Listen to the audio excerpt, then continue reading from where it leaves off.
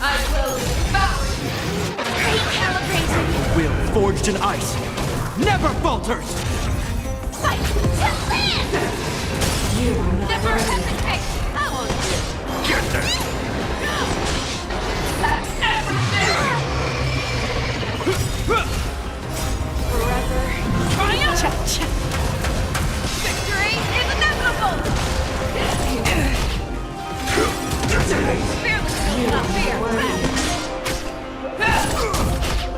You cannot run. Get there! I will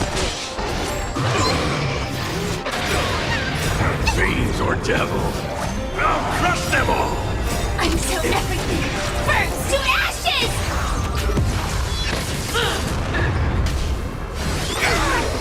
A will forged in ice never falters! never hesitate.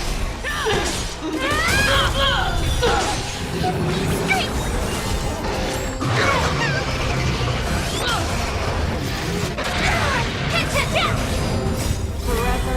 Triumph. Victory is inevitable. Fearless will not fear. I will.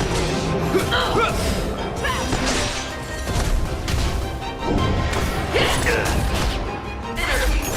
Let the hunt begin. I shall hold this long. Get there! Attack! Never hesitate.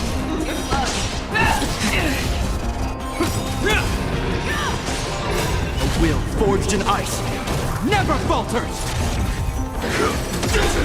Until everything burns to ashes. Forever. Triumph. Victory is inevitable. Fiends or devils, I'll crush them all! Hello and welcome back. So today we are going to continue Genshin's 5.0. But before we continue that, I want to unlock this world boss because she's needed for the Kana, I think her name is. The Geo girl. Forged in ice never Then the falters! new, Forza one, she needs the items for Arlecchino's world boss, but I haven't even started that because, behind with the hurricane and all. So, we're going to Fiends or get devils, that done out of the way so I can do that world boss with items and then continue on with the main Arkham quest. So let's get into it. Never hesitate. I will Set the seas ablaze.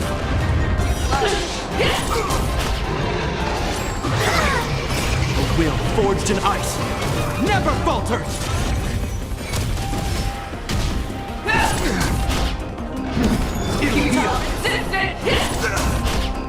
Fight to land. Forever. Triumphant. Victory is inevitable. Get them!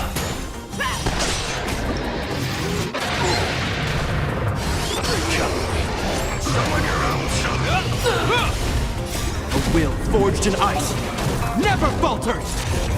The fearless knows no fear. I will.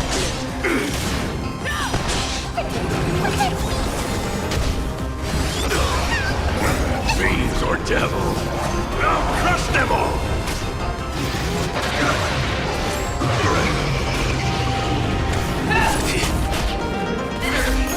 Let the hunt begin. Until everything burns to ashes. Over here. Too close. Forever. Triumphant. Victory is inevitable. Get them! Fight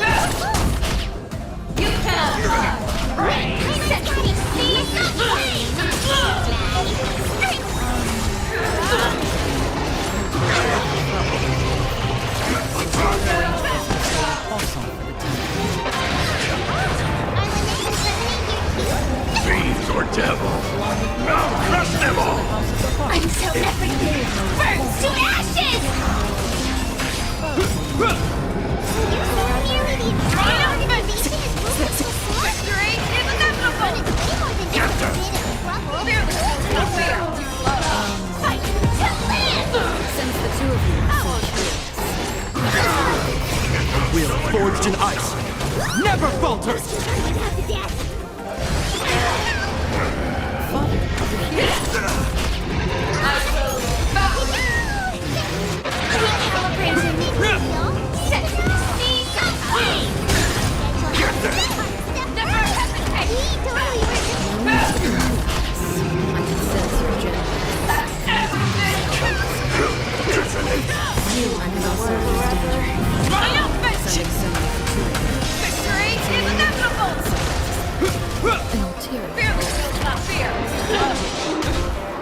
Is that all? A will forged in ice never falters! I'm well aware you are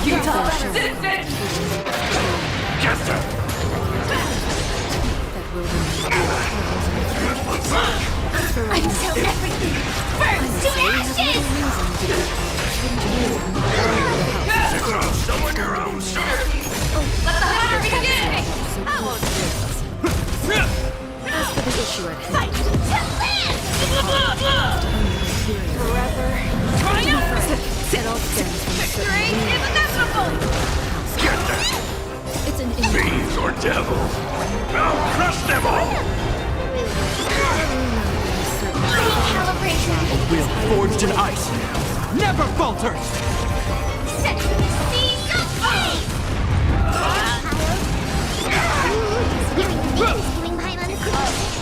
a spirit that should have long ceased to exist.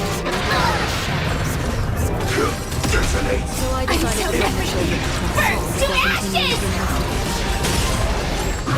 should be able to track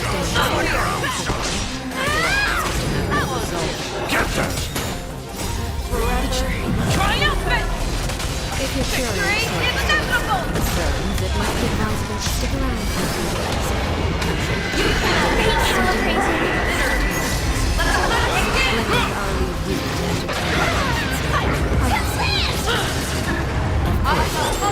Recalibrating! A will forged in ice never falters!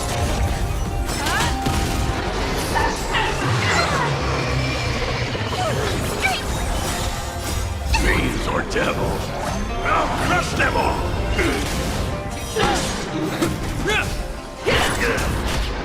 You're the one who Never hesitate!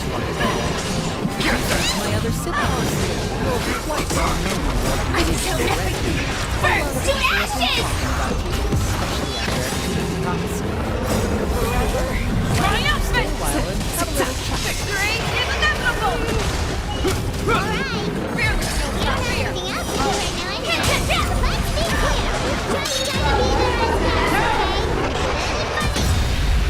A will forged in ice never falters!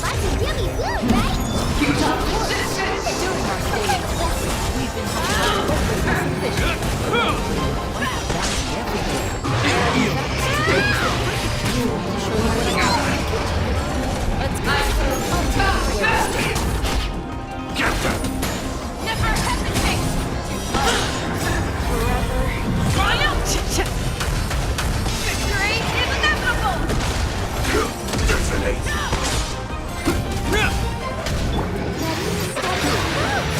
Fiends or devils! I'll crush them all! Until everything burns to ashes! A will forged in ice never falters! Fight to live! Set to the seas of flame! Recalibrate!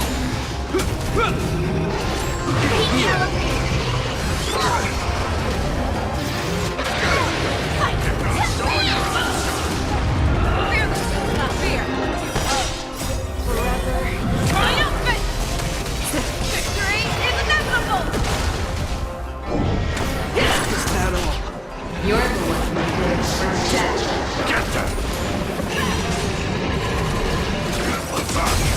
We rented this house to one Never of the hesitate!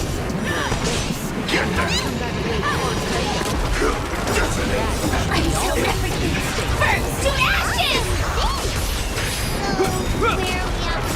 Will forged in ice never falters! I was actually in the middle of distributing supplies. With this many people staying at home, we have to bring in outside Victory supplies is every month. inevitable! Set to the sea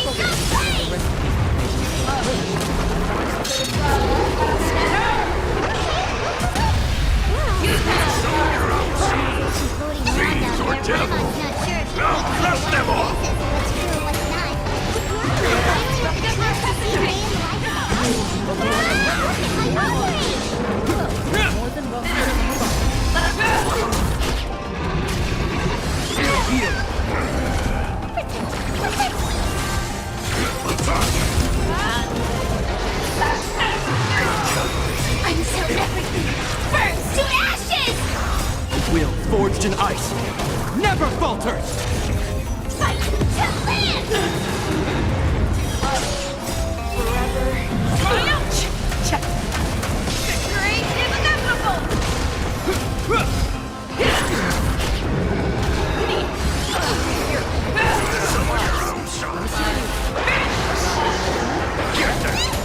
Set the seas aflame! Fearless will not fear! Fight to land! No way! Fiends or devil! I'll crush them all! Never hesitate! Forever. Triumph! Victory is inevitable!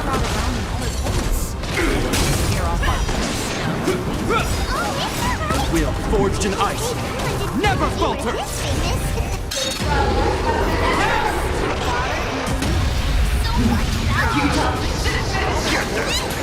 Fearless will not fear!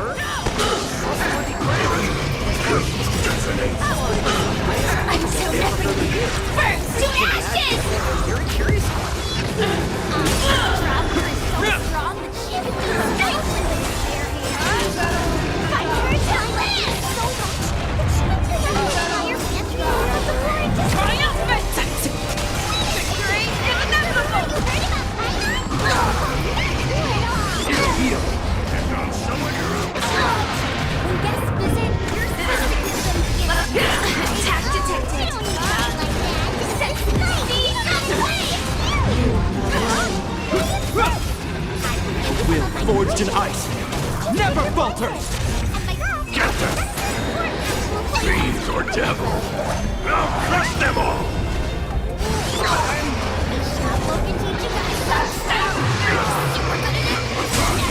I'm so everything! Burns to ashes!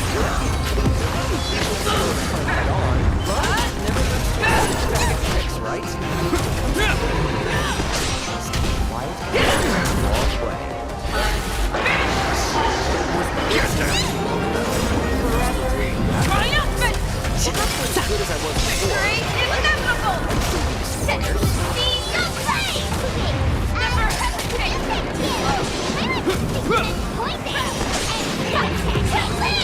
Those are the best things you can give me! Fearless will not fear!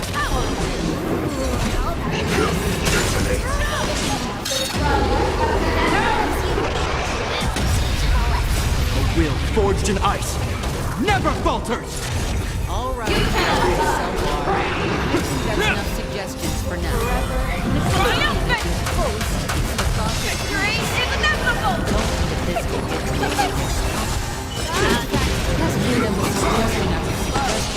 I'm so everything! Burns to ashes!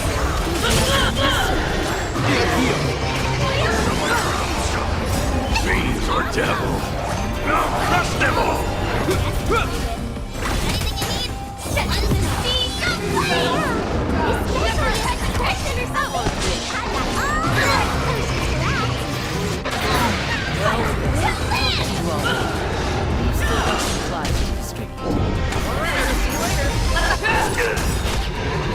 A will forged in ice never falters! Recalibrating! Forever. Triumphant! Victory is inevitable! Fearless will not fear!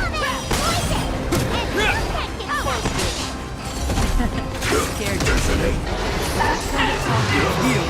I'm so everything! Burns to ashes!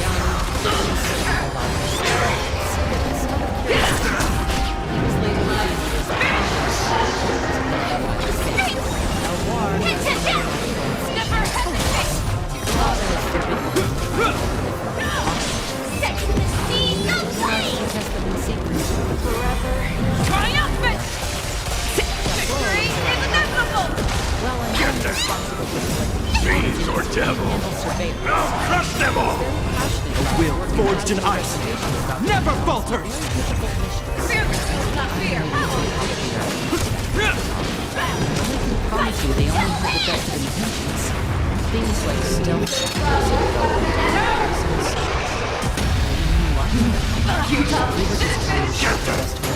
Never hesitate! And I'll summon your own son!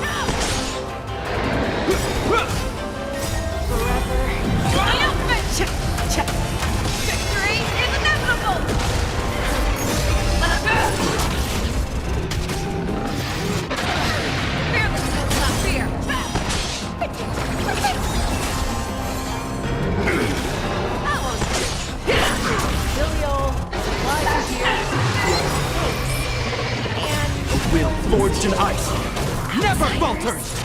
Allow me to introduce you. Traveler and pilot. You're the one who Until everything burns to ashes!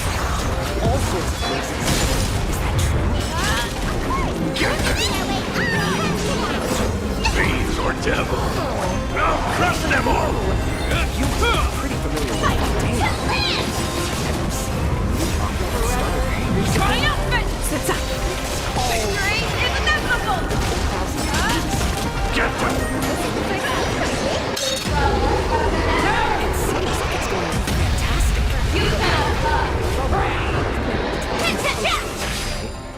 You should definitely check it out if you have the time. Never hesitate! That one is supposed to have audience interaction. Until everything burns to ashes! Maybe I should dye my hair. Wonder how much Will forged in ice, never falters!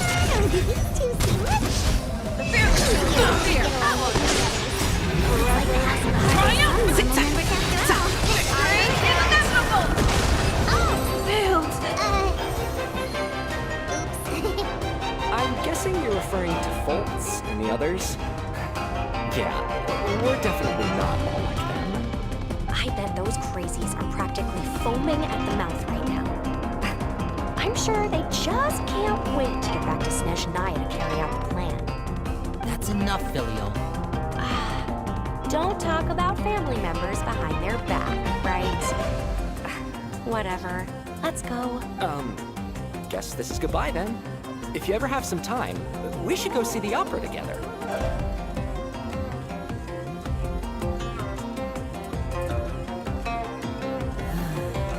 Well, that's it for the supplies.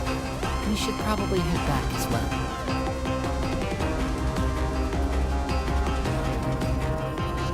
Well, they didn't seem too happy with each other. Seems like there could be something more going on here. Right. We're only here as guests after all. Oh, Linny's getting super far ahead. Come on, let's get...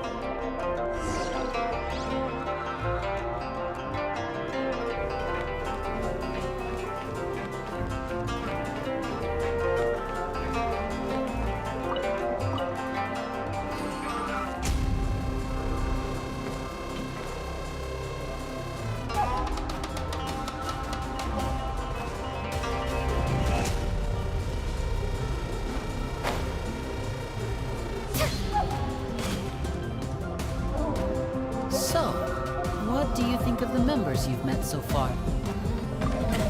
Well, Father is always encouraging us to be strong-willed and independent. So if there's one thing we've got, it's people who aren't afraid to speak their mind. Well, I should probably get cooking. Wanna join? Of course! Then let's head out. Huh? Fremini, what are you doing here? Hey, nice to see you again! You too. I heard you're here as guests of House of the Hearth. We were just going to make some food. Why don't you come along?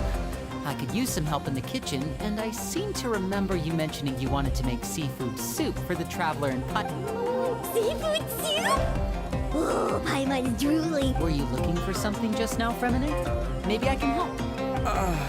It's nothing. I just wanted to see if there were any extra supplies. Yeah, we've got some left over. What do you need? Some food and water. And some clean cloth. No problem. Give me a second. Food, water, What do you need all of those for? You're not on any missions as far as I'm aware, and you were just going to come eat with us. I thought I'd grab an extra portion because I get hungry at night. Could be because I'm growing, you know? Fremini, you remember what I told you? You're not like me. Your learning skills still need some work. Tell me what's going on. Is it really bad enough that you have to keep it from your own brother? Maybe it'll be better if we gave them This is the first time I've seen that kind of look on your face. Whatever happened? Does it have some... Yeah. Just follow me.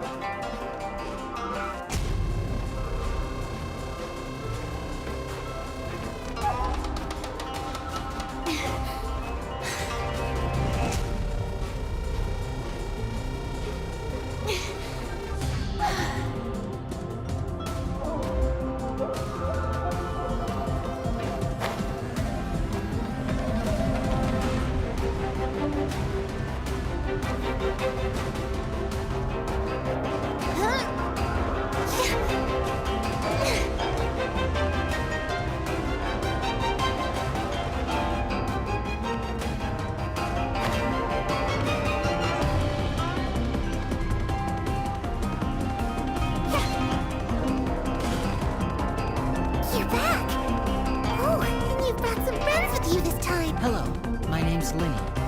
I grew up in the House of the Hearth. And you are? Hi, Linny. I'm also a child of the House of the Hearth, just like you. You can call me Clairvy. Clairvy? It's nice to meet you. Does that name ring any bells, Linny? No, not at all. That's not a name we have on our roster, I'm sure of it. What I'm not sure of is how she managed to sneak in.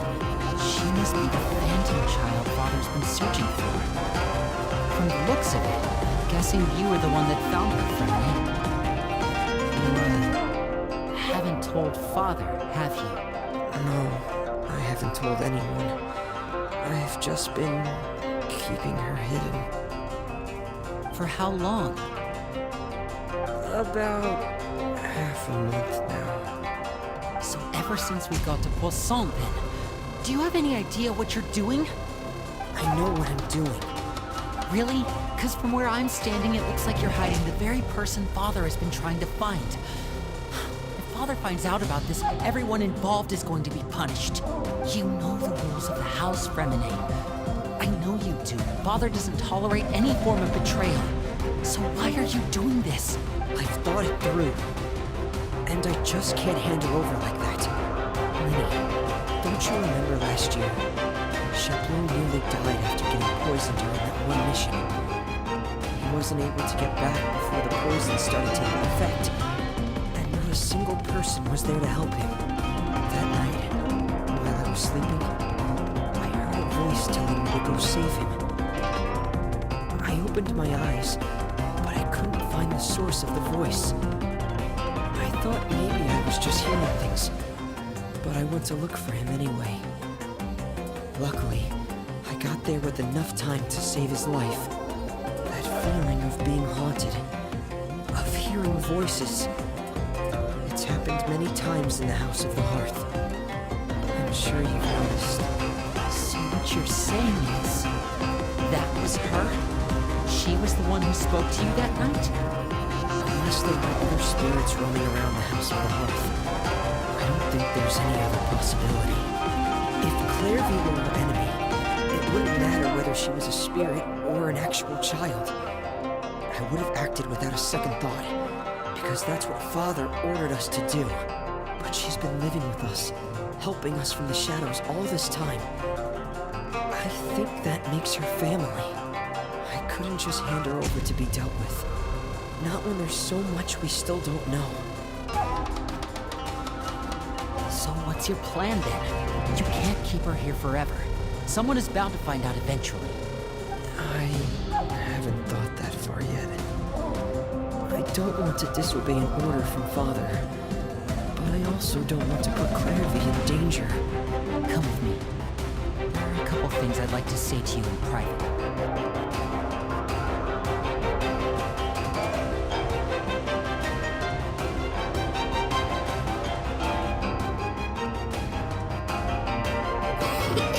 Those two sure care a lot about each other.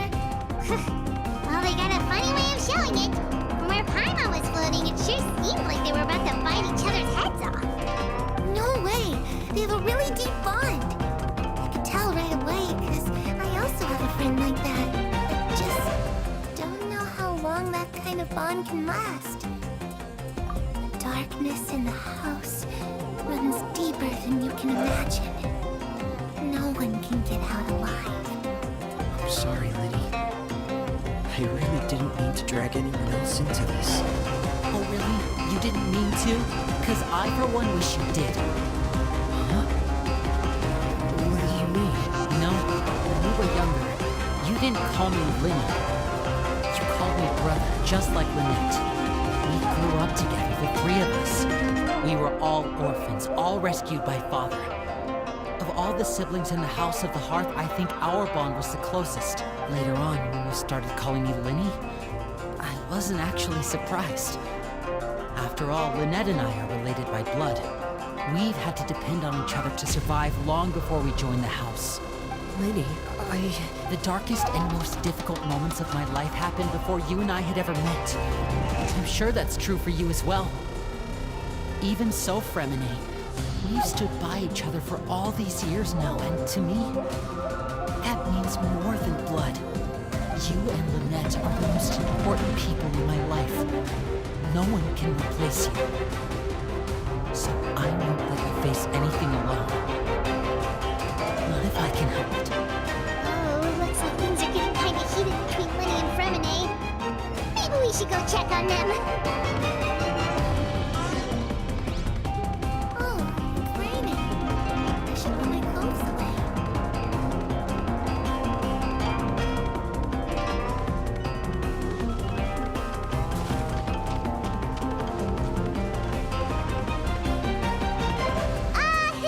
Hey, you two! Hope we aren't interrupting anything. Like a fight. Oh, wait a minute, Fremine. You're not crying, are you? Is everything all right? everything's fine. Thanks for asking. Well, we're all friends here, right? We've been through so much together, so if there's anything we can do to help, just say the word. It's just a small family dispute. It's not something our guests should trouble themselves with.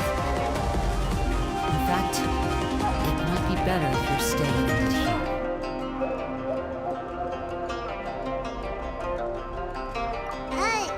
What are you getting at, Traveler?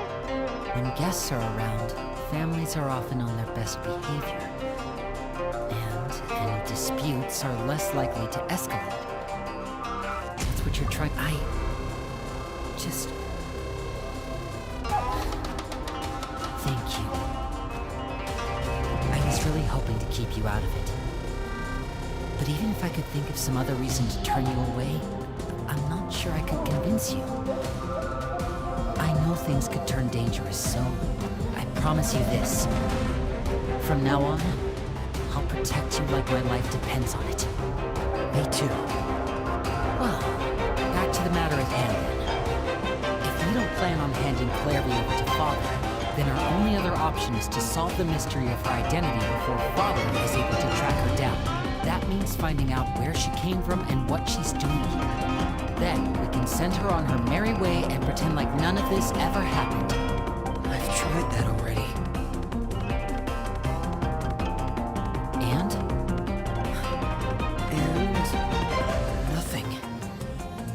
tried taking her somewhere really far away, but after some time, she just reappeared. She even came with us all the way to Poisson. It seems like wherever the house is, she follows. I don't know much about spirits. Do you two have any ideas? Let's see here. Paimon remembers hearing something like, if you fulfill a spirit's last wish before they die, they'll let go of whatever's keeping them here and return to the ley lines. Oh, it's just that Paimon doesn't really remember where she heard that, so it's not guaranteed to work or anything. Well, sounds like it's worth a shot. Guess that means we should go ask her about her wish. But first, Fremine, I need you to promise me something. What is it? I need you to promise me that this will stay between the two of us. We're the masterminds behind this whole thing. No one else gets involved. Can you do that for me? Of course. I promise. All right. Then let's seal the promise just like when we were kids. Fist bump on 3. Ready? 1, 2, 3. I swear.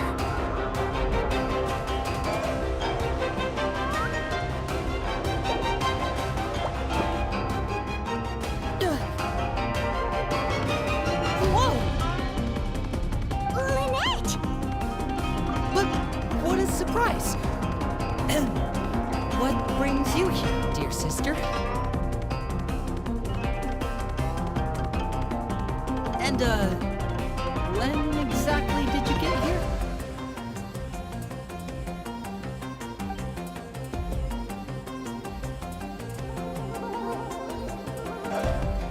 You're an idiot, brother. And you too, Fremine.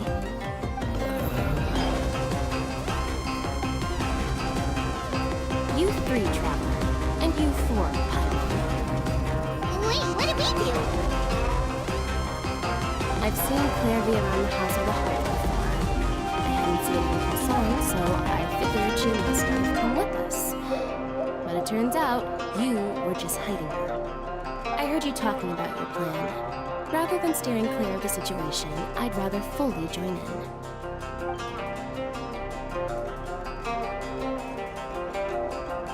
If you don't agree, I'll have no choice but to report everything back to Father. Simple as that. You're not giving us much wiggle room here, Lynette. Well, I guess we're all in this together then. After we talk to Clairvy, we'll figure out our next move. There's no time to lose. Let's go.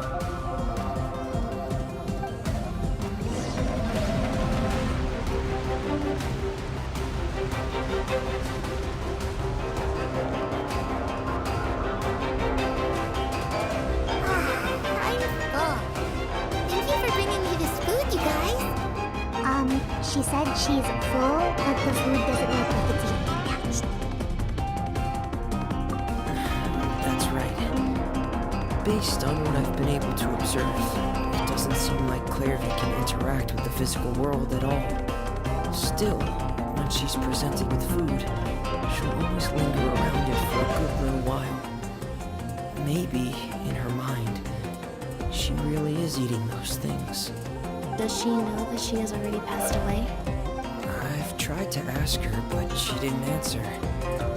My guess is that she's just as confused as we are. Or maybe she couldn't understand the question at all. Clairvy, if you've got some time, I'd like to ask you a few questions. Sure. Oh, another new friend. Hi, I'm Clairvy. Hello. Clairvy, how did you join the House of the Hearth? Huh? Isn't it the same for everybody? The knave brings you here and then you can't leave. It's just that your name, it's not on the roster. And I've never seen you before. The roster? Oh, I get it now. I think there might be some things you don't know about this place. The people in charge, they're not as nice as they look. They say they keep a roster, but it's not complete. There are a lot of people who aren't on it. And never will be. In this house, some people are family, and other people are just test subjects. Those kinds of people aren't ever going to get a place on the roster. Unless it's the roster of people who've been executed. Wait, does that mean the name? Is there anyone that can vouch for you? Harry. She's my best friend. She's the only one I trust in this place. Have either of you heard of that name before? No. Me neither. Clairvy, Harry. Neither of those names are on the roster, but it seems like she's telling the truth. Either that, or this kid's already got a bag of tricks bigger than mine. Maybe we should try a different approach. Clairvy, do you have a wish?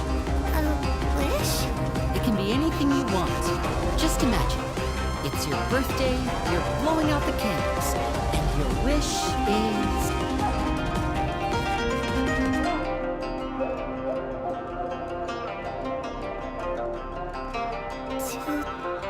To go outside, where the sun can find me. That's it? Well, that sounds easy enough. Darkness in the house runs deeper than you can imagine. No one can get out alive.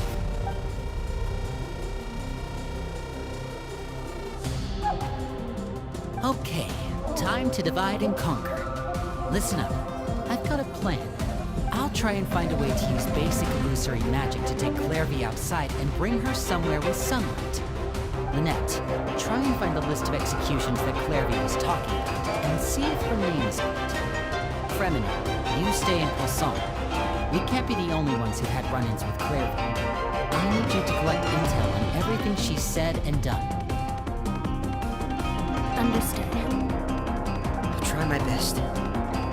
What about us? What should we do? I really appreciate your willingness to help, but this is a family matter. I don't want to drag you in too deep. Let me think. Since Father considers you to be guests, maybe you could stick by her side for a little while. You don't need to do anything except keep up some nice, casual conversation. Ah, Paimon gets it. You understand, sure. I'll give you a magic bird.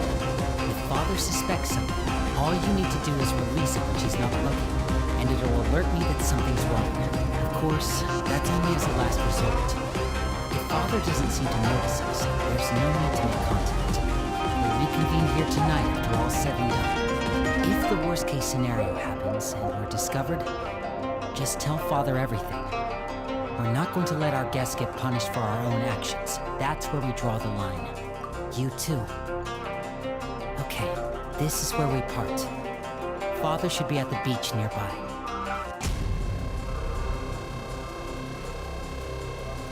I really hope this goes well. No, it has to go well.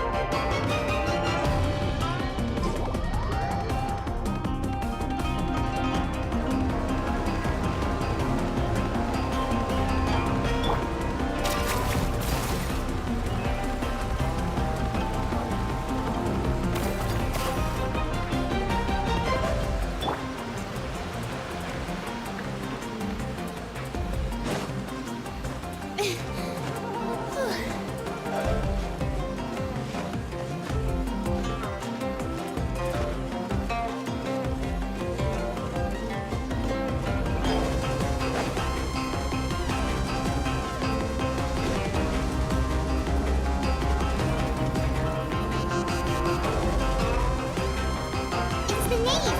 And child! Hey! Aren't you supposed to be in Snezhnaya recuperating? What are you still doing in Fontaine? Oh, it's you two. I didn't expect to run into you here. I was unconscious for quite a while after the fight in the Primordial Sea. After I woke up, I realized I was being taken back to Snezhnaya. And well, I couldn't have that now, could I? Not when I've still got unfinished business here in Fontaine. So, I mustered up all my strength and made the journey back on my own. What sort of unfinished business are we talking here? It has to do with Skirk, my master. I really wanted to meet up with her, but by the time I got back, she'd already left. I still have so many questions for her. Without any other leads, all I could do was ask the knave to help me track her down. She must have left behind some traces from her time in Fontaine. Oh, okay. So, have you found any clues? Unfortunately, no. While the House of the Hearth is adept at collecting all manner of intelligence, certain existences can still manage to escape our purview. Basically, unless Master feels there's a need to meet with me, she's not going to be found. But that problem has an easy fix. I just need to become stronger, and then... I don't think she should focus on getting better first. The worst of it is over. It's all thanks to that one kid from the House of the Hearth. Elwar, I think her name was. She gave me a bunch of random potions to drink. They didn't go down easy, let me tell you. Pain and chills all over. But they really did help speed up my recovery. And that's good, because it looks like I really do have to head back this time. The old man's been putting the pressure on me. He sent someone to tell me I'm needed for some sort of project. Project Stuja? Yeah, that's the one. I heard Regrader's involved too. I'm not looking forward to having to listen to all his monologuing, that's for sure. Hey, maybe you could think of a way for me to stay in Fontaine for a little longer. Helping Linny and the others brush up on their fighting skills would be far more interesting. If you and I could spar, that would be even better. I've been waiting for a chance to see you go all out. And what a sweet little daydream that is. But I also have a role to play in all this. I'll be leaving Fontaine shortly as well. Besides, considering how little they see fit to step outside the homeland, being called on to return to Snezhnaya by such illustrious dignitaries, what a great honor. Wouldn't you agree? One I could do without, I'd say. Is it just Paimon? Or does it kind of seem like they're... So, dear guests of the House of the Hearth, to what do I owe the visit? Well, we just... Right! We're super close to Linny and the others, but we still don't know much about you! Is that so? Introductions have already been made, have they not? Well, you see, there's only so much you can learn about someone from a short introduction. At least tell us something a little extra, like... Why do you call yourself Father? Good question. I'd also like to know. The fact that you have to ask tells me our intelligence work has been quite successful. Telling you the answer to that question would only serve to undermine our success. And we can't have that, now can we? Spoken like a true diplomat. That was some expert sidestepping right there. Well, if there's nothing else, I think I'll take my leave. I still have a small matter to resolve at home. Wait, don't go!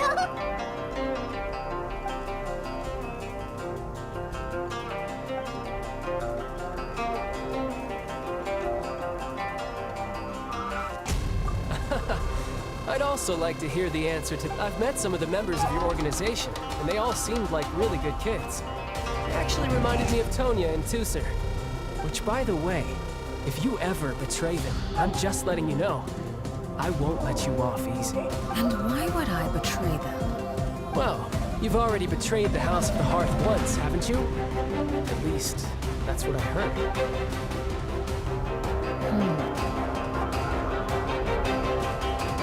Okay, I admit. That's just what the old man told me. The rooster on me.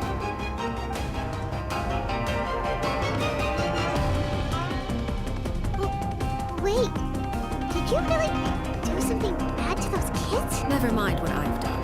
I'm more curious as to what the mighty rooster had to say. Care to enlighten me? Well, nothing much. Just some stuff about you taking out many other members of the House of the Hearth, and even going so far to attack your own family.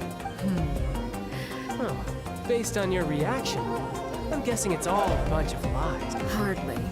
I don't appreciate his particular turns of phrase, but I suppose he didn't say anything untrue. Although, it would be more accurate to say that there is a certain level of prejudice involved, but I don't intend to clear that up just yet. Prejudice has a funny way of concealing the real truth behind certain things, an attribute that I find to be quite advantageous. Call yourself a Fontanian, for example, and people will assume all sorts of things, when the real truth is that this is simply the land where I was raised. Huh? You're not actually from Fontaine? But then why did you try to help out with the prophecy and everything? I was trying to protect the children born in Fontaine. Claiming that I myself was a Fontanian simply made it easier to operate. People would hardly suspect a fellow Fontanian of having any ulterior motives. Who wouldn't want to save their homeland after all? The primordial sea wouldn't have any effect on me, but it would have caused great harm to the House of the Hearth. Well, you wanted extra information, didn't you? There you go. I hope that satisfied your curiosity.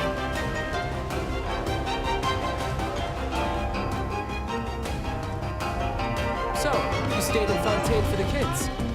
I guess I was wrong to believe you'd betray them. Apologies. Looks like I was holding on to some prejudices myself. Good. Like I said, I like it when others have misconceptions of me. Actually, while I was recuperating at the House of the Hearth, there was something else that really caught my attention. I heard that members always resolve disputes and arguments with a friendly spar, and the loser has to back down. Seems pretty cool if you ask me. Would also give them plenty of opportunities to hone their skills. Well, that's only a recent development. In the past, such spars weren't nearly so friendly. The losing party would lose everything, including their life. They were that high stakes? Ooh, at least that's not a thing anymore. Well, the current atmosphere's not half bad. I'm a bit jealous, actually. You've got so many family members around you, and you even get to live with them. Having a lot of family around means dealing with a considerable amount of bickering and scheming. Once Tonya and Tusser enter their rebellious phase, I'm sure you'll understand. Just imagine. Tusser becomes obsessed with plucking out strands from the rooster's mustache, while Tonya decides to dye her hair 42 different colors. Okay. I get the picture.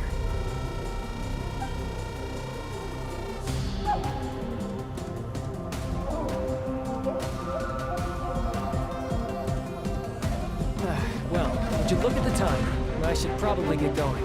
Traveler, Paimon, not sure where our paths will cross next. The next time we run into each other, we should definitely try and find some time to spar. Again, maybe this is a conversation we can have when you look less like you're gonna kill me. All right. Well, thanks for everything, Arlecchino. No thanks necessary. You also played a part in obtaining the Gnosis. I would say we can call ourselves even. I like the sound of that. Well, I'm off. See you all some other time. We should probably get going too. Do you want to head back with us? Oh? You want me to leave so soon? Well, you see... I'm rather enjoying the evening breeze. If you don't mind, I think I'll stick around for a bit. I have some things to think about. Apologies for not attending to you like a proper host. Please forgive this slight. I do hope you'll have a pleasant stay. We managed to keep her distracted until nightfall. But the child was there to keep the conversation going. You don't think she suspected anything, do you? Oh, I wonder if Liddy ran into any issues. Let's hurry back and see how everything went.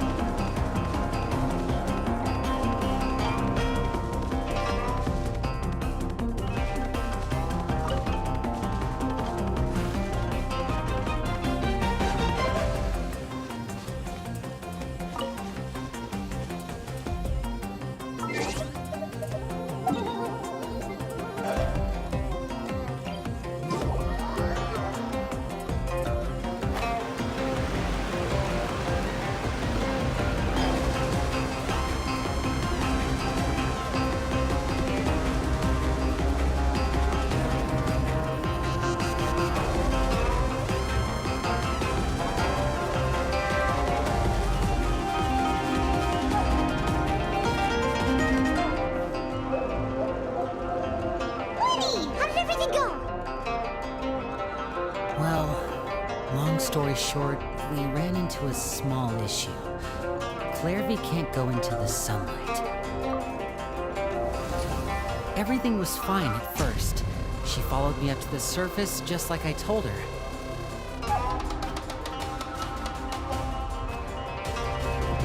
But as I led her out of the shadows and into the sunlight, she vanished.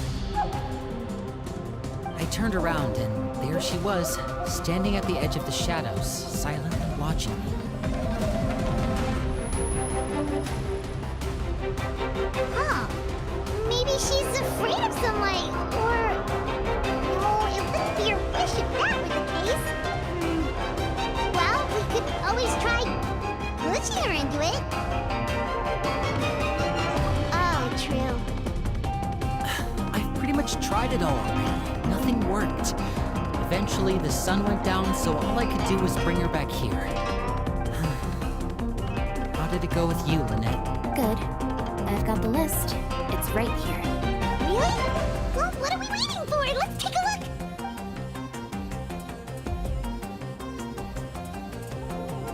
Whoa, that's a lot of pages. Oh, it's gonna take forever to get through it all. We can each take a section. Here.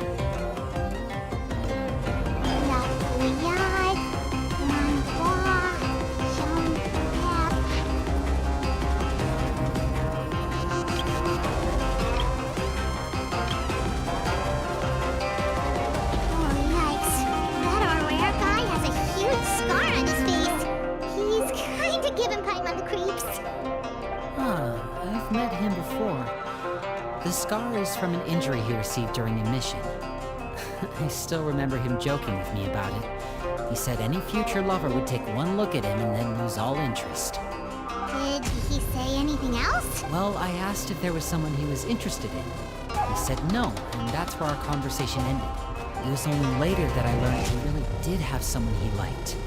He risked everything to escape so he could be with her, but it didn't work. One day, Father asked to see him, and, well, I never saw him again after that. Wait, so that means the knave, she... It may seem cruel, but it's just one of the rules of the house. Betrayal is not to be taken lightly. We know too many secrets to come and go as we please. So, if you do try to leave, pay with your life. Her name's not here. Well, that's not too surprising. It doesn't seem like this list is complete. It only contains records dating back around 5 years. Let's shift our attention then.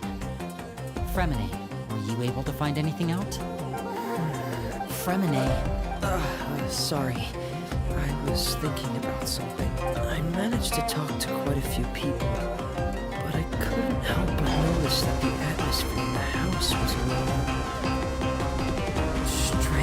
strange.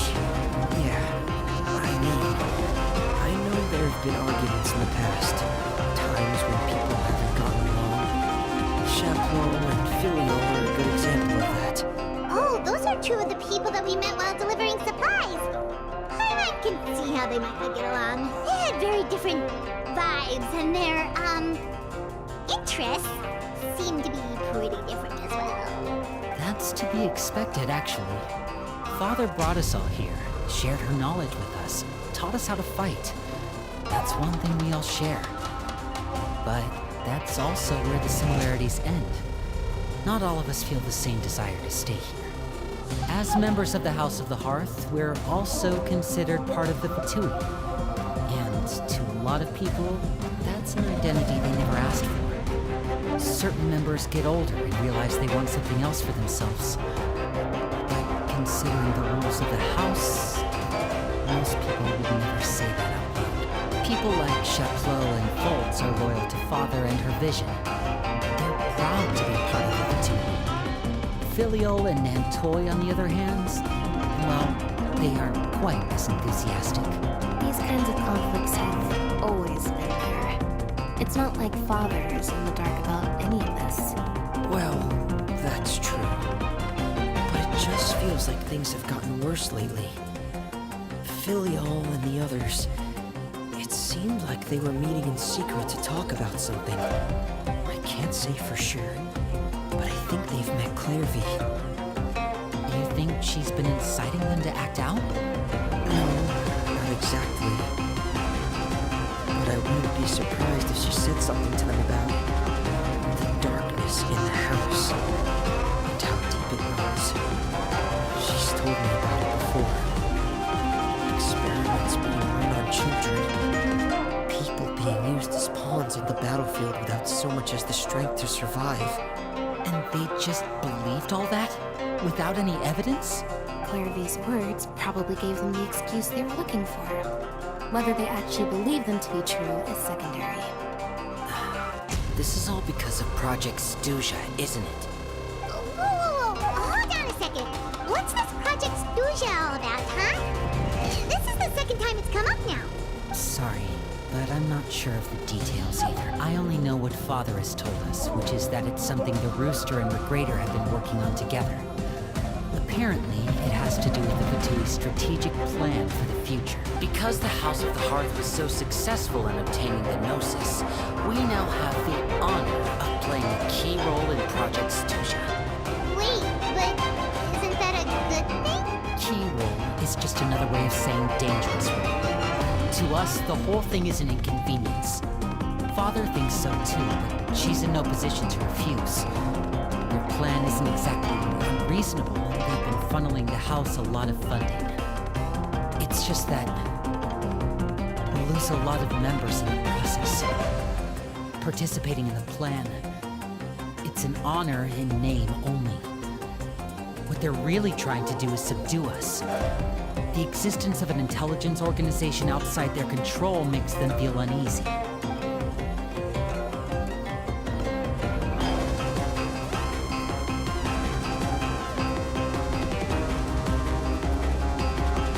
Okay, super complicated top secret Fatui business aside, what does all of this have to do with the conflicts you were talking about earlier? Paimon doesn't get the connection. External pressure has a way of exacerbating internal strife. We can't overlook the power of fear either. People are afraid of dying. And that fear is often the impetus for a lot of stupid decisions. I thought resolving the Clairvy situation would make everything go back to normal. But it looks like things are more complicated than I thought. If we leave Filiol and the others to their own devices, sooner or later, Father will be forced to take action. We can only focus on one situation at a time, brother. You're right. Even if we confront Filiol and the others, it won't do any good. It might even make matters worse. We should focus on Clairvy for now. Well, it's getting late. We should head back and get some rest. We'll try again first thing tomorrow. Lynette, you stick with me this time. Fremine, keep a close eye on Filiol and the others. Make sure they don't do anything that would be great. Good work today, everyone. Have a good night. I'll see you tomorrow.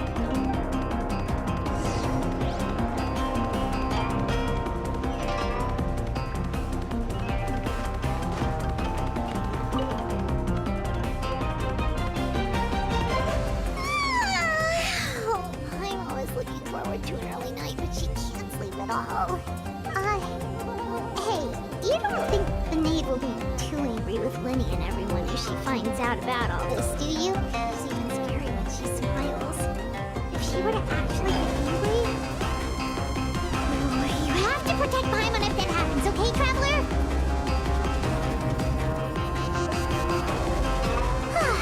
Trust is ever, Traveler. Look over there! Quick, let's catch up with her before anyone sees!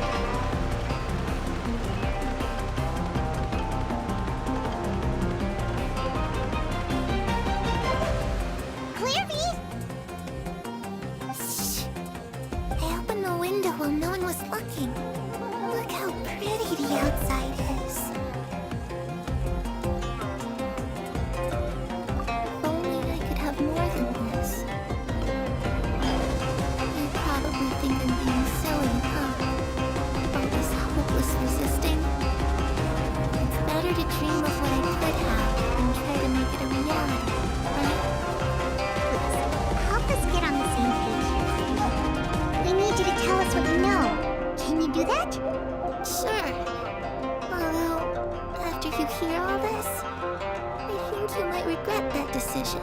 Everyone in this family is nothing more than a tool. Something to be used and exploited. We're all expendable. Including me. As long as you're useful, you get to stick around. Lose your value. You're handed over to the doctor, experimented on, and given a fate worse than death. I've seen it happen again and again, and I've had enough. You're saying the knave did all that? It's just, that doesn't seem like something she would do. She's scary and all, but it seems like even she has lines she wouldn't cross. I knew you wouldn't believe me. Everyone thinks she's a good person.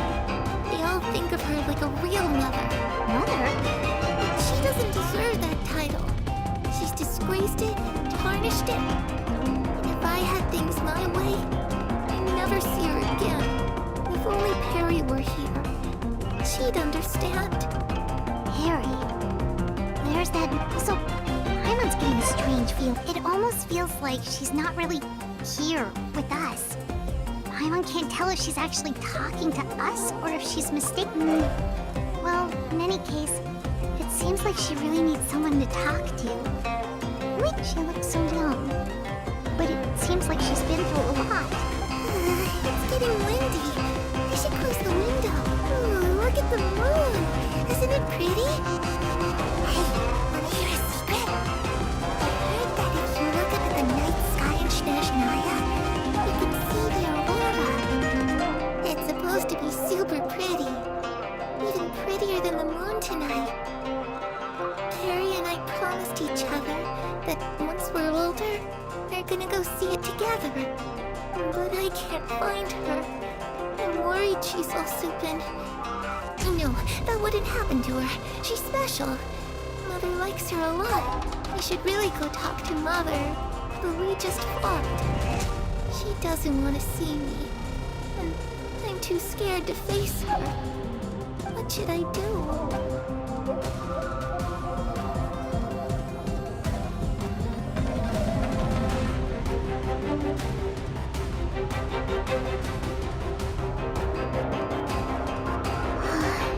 Paimon really doesn't understand what's going on with her. Well, let's head back. We've got an early morning tomorrow.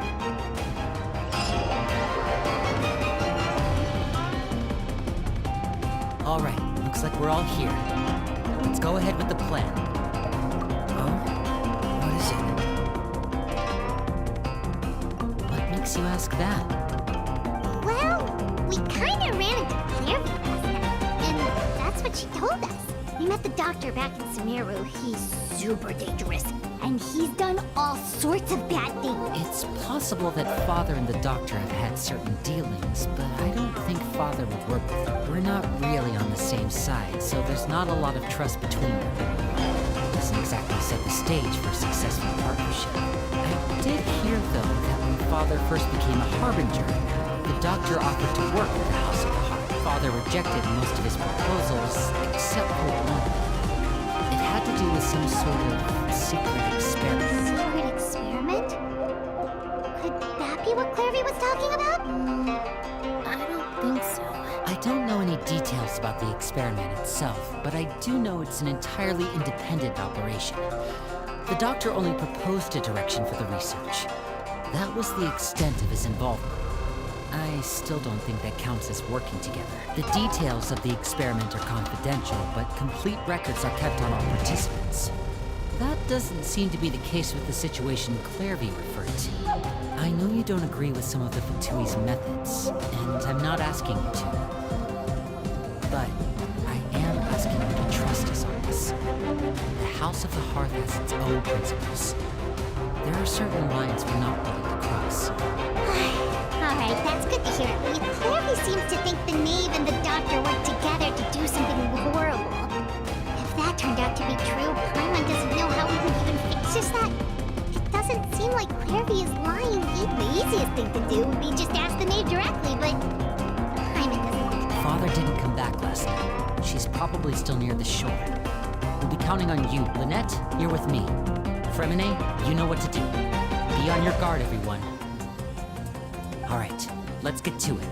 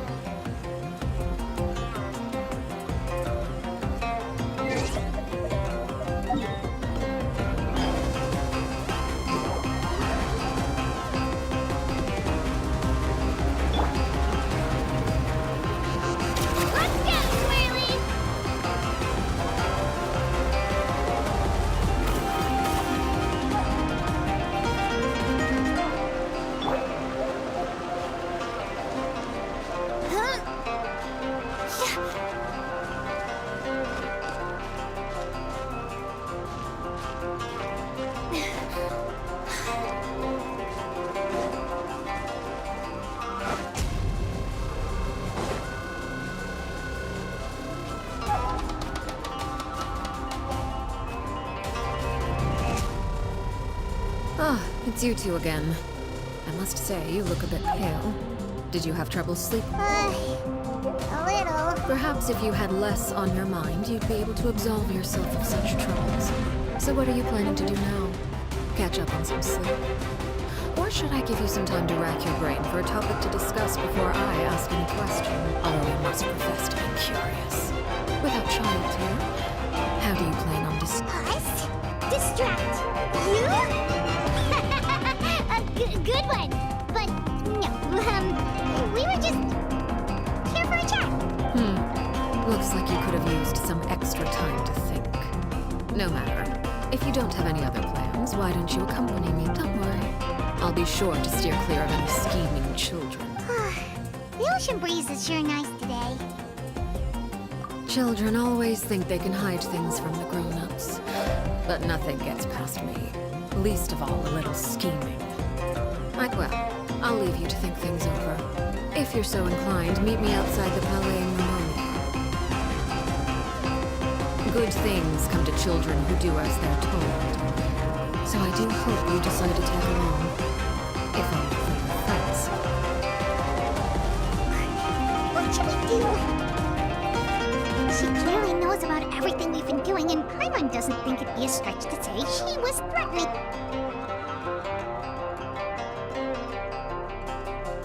Oh, good idea.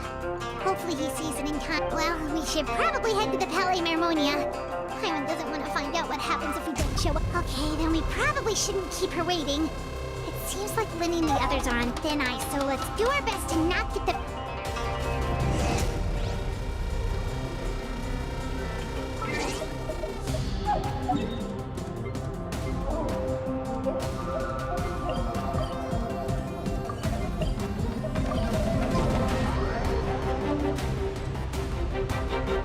Seeing as we still have some time before my meeting, we might as well enjoy some pleasant conversation while we wait. I'm glad to see you get along with my children. Being surrounded by good companions is necessary for a child's development. You're not planning on doing anything to them, are you?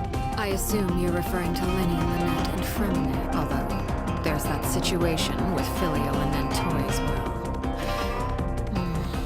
It appears quite a few people have been acting out lately. No matter.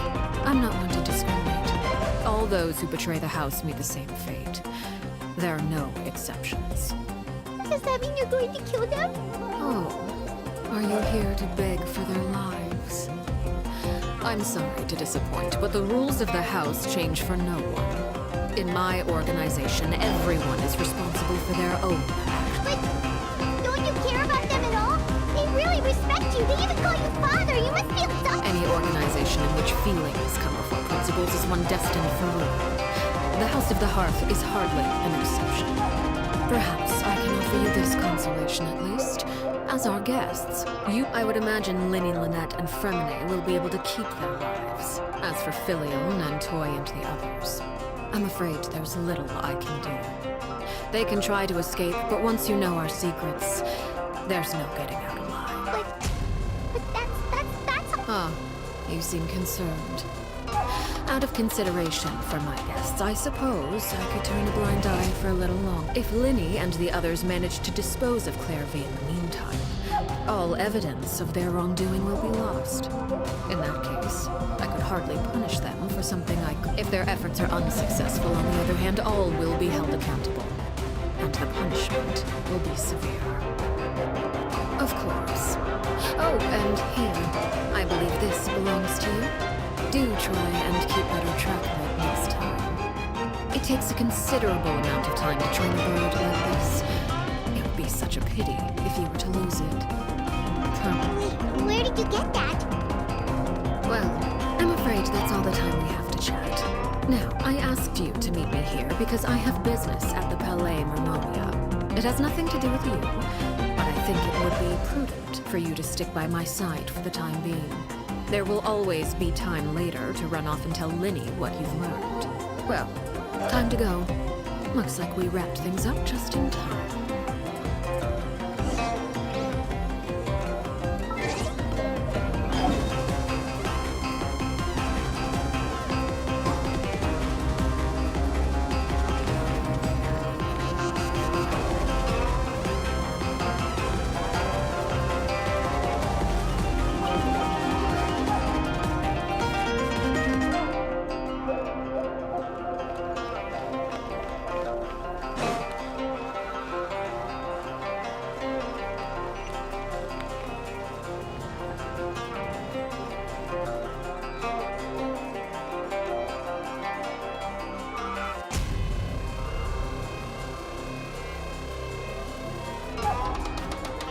It's been a while, Monsieur Neuvillette. I must say, I wasn't expecting my meeting request to be approved quite so quickly.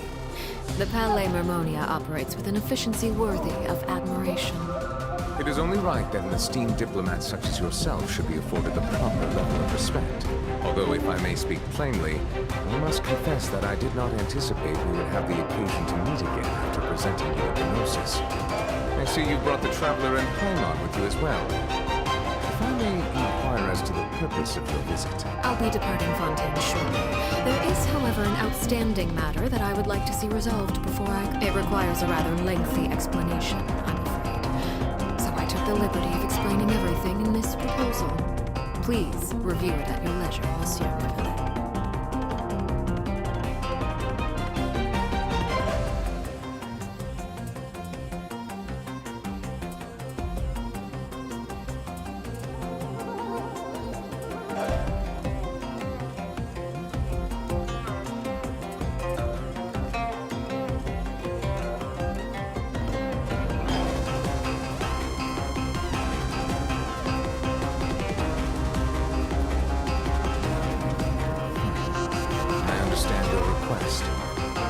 However, at the risk of causing offense, I must admit that I fail to see why you would wish for such a thing. I heard you have a certain fondness for water tasting, Monsieur Neuvillette, so allow me to use water as an analogy. A family is like a large body of water with countless rivers flowing in and out. As someone who watches over this system, I would hope that each river that flows from the source will eventually reach the ocean. Of course, objectively speaking, I know this is impossible. Most of the rivers will dry up along the way, disappearing into the ground and leaving nothing but a barren riverbed behind. Not all rivers are destined to reach the ocean, but I would not see their existence rendered meaningless. I believe the water that flows within them is simply meant for a different destination, like a field in need of irrigation. Or perhaps the glass of a certain water-tasting enthusiast. Did you get any of that, Traveler? Your words paint an optimistic picture indeed. Allow me to remind you, however, few among us are willing to sip from a glass filled with tainted water. It may have been tainted at one point in time, but not to worry. I'll make sure it's drained of all impurities and returned to its cleanest form. I seem to recall there being a transactional aspect to your proposal. Perhaps you could expound on that? If you accept my proposal, Monsieur Neuvillette, I will gradually withdraw my forces from Fontaine. And, unless absolutely necessary, I will no longer carry out any special missions within Fontaine. I presume I can take your words to mean that, in the future, cases similar to the Tartuffe assassination will cease to cross my desk. Tartuffe? Ah, that thief who embezzled funds from all those charities, you mean? My deepest condolences to his family, but without any evidence, I cannot imagine how the House of the Hearth might have been involved in his passing. Of course, if you accept my proposal, Monsieur Neuvillette, I'm sure certain measures could be taken to reduce the frequency of such troubles. You choose your words carefully indeed. In that case, I'm inclined to accept your proposal. My thanks for your generosity, Monsieur Neuvillette. Well, with that settled, we should be going now. I took the liberty of bringing along 2 bottles of spring water from Snezhnaya for you to enjoy. I do hope I get the chance to hear your impressions. Perhaps at our next meeting, yes? Indeed.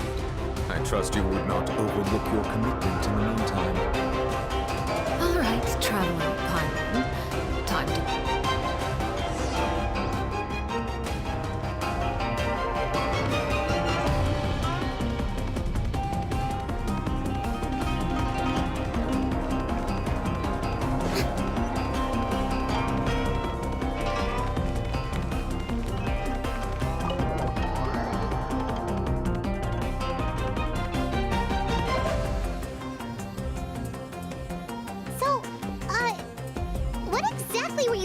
about back there?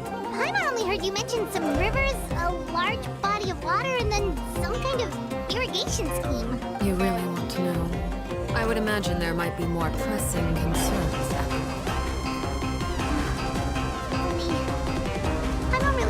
everything's going okay. Oh, I don't recognize that look. You've got your thinking cap on, don't you, Traveler?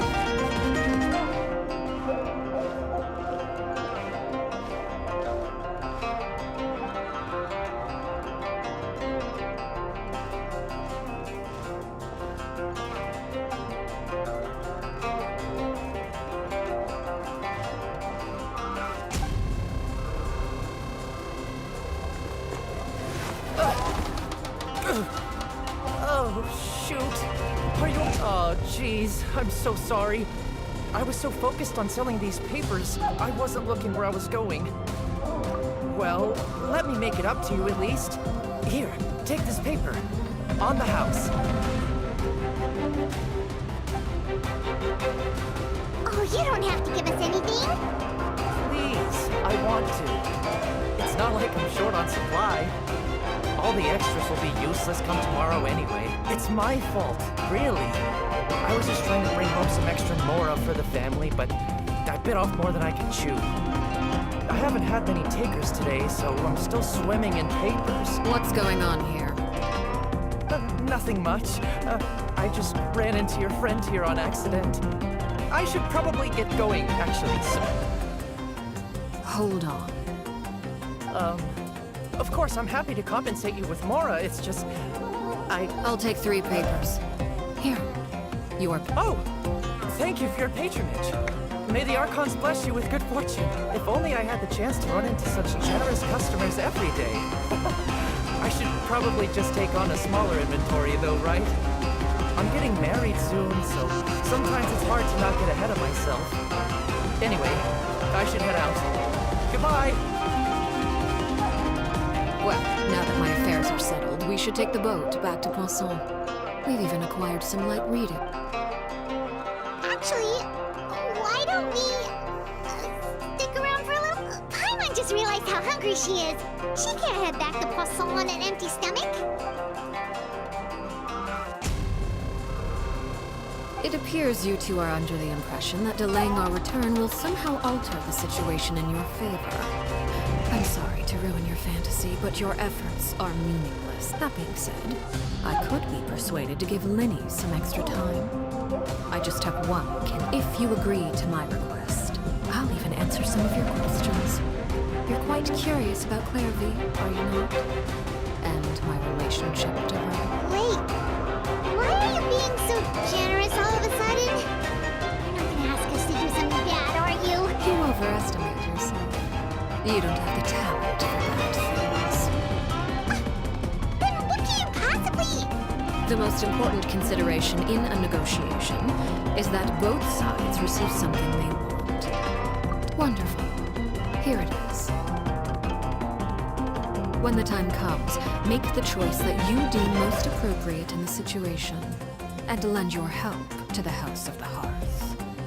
Okay, sounds normal enough. But what do you mean, when the time comes? When is that supposed to be? That is for you to decide. Then we have a deal. Follow me.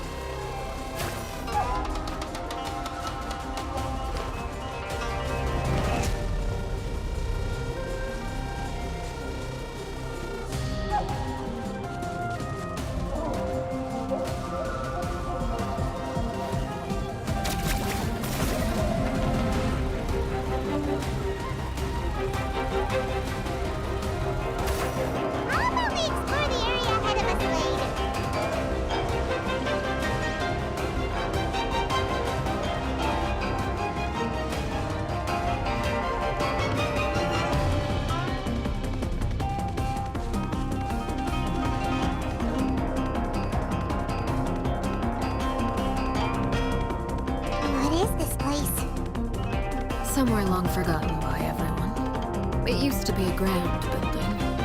Now it's nothing more than a pile of rubble. No one comes here anymore, nor does anyone care about what once happened here.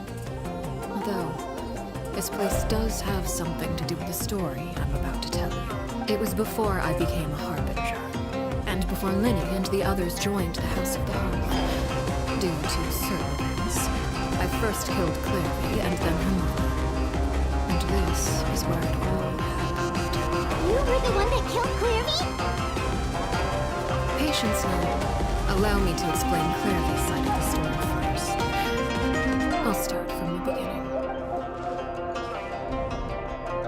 Clary was 6 years old when she was brought by her mother, Crucibina, to live in the House of the Hearth. From the outside, it seemed like a fairy tale. A thriving family made up of kind adults and friendly children. Crucibina was the knave at that time, and the House of the Hearth was under her control. She was Clary's mother by blood, but she was also the mother to all the children in the house. Clary was happy here, for a time. But she quickly realized that being part of this family wasn't a fairy tale at all. It was a kind of purgatory. Purgatory? Exactly. The House of the Hearth takes in war orphans from all over Tibet. But as for how to raise them, that depends entirely on the person in charge. Crucibina came up with a novel idea. She would teach the children to fight, force them to duel each other, and then crown as the king of the house the child who proved themselves most worthy of inheriting her title. It's difficult to estimate the number of children who died or were maimed in the process. There's little I can say about the ones who died. The ones that emerged with permanent injuries, on the other hand, well, they still served a purpose. They would be handed over to the doctor to be experimented on, or sent away on dangerous missions. Nothing more than tools to be used and then discarded. Those were the experiments Clary was talking about. But what actually happened to her? You said that Clary was Crucibina's daughter, so if Clary tried to convince her to stop what she was doing, Crucibina probably would have listened, right? Despite being Clary's mother, Crucibina cared little for her daughter. She forced Clary to join the House of the Hearth only as a means to demonstrate her own impartiality as a mother, to prove that she treated all her children equally. Clary did try to convince her mother to change her ways, but it was to no avail. After her efforts failed, the only other option was to rise up and try to fight back. Unfortunately, the other children had already been thoroughly indoctrinated into the illusion of happiness Crucibina had created. Of course, there was one exception. Someone Clary's age who knew the truth about the House of the Hearth. Her name was Paraware. Wait, the friend that Clary mentioned? I suppose we can call her that for now. Clary was a cheerful and passionate person with a tenacious spirit. Paraware, on the other hand, was rather cold-blooded. Her cold-blooded nature allowed her to see through Crucibina's facade. Yet, it was also this cold-bloodedness that prevented her from acting against it. At least at first. While Clary longed for freedom, Paraware was convinced that, amid all the fighting and violence, she would make it until the end. Despite their differences, the two became fast friends, united by their knowledge of the truth. Clary told Paraware that she hoped to create a real family, where no one would be killed or sacrificed.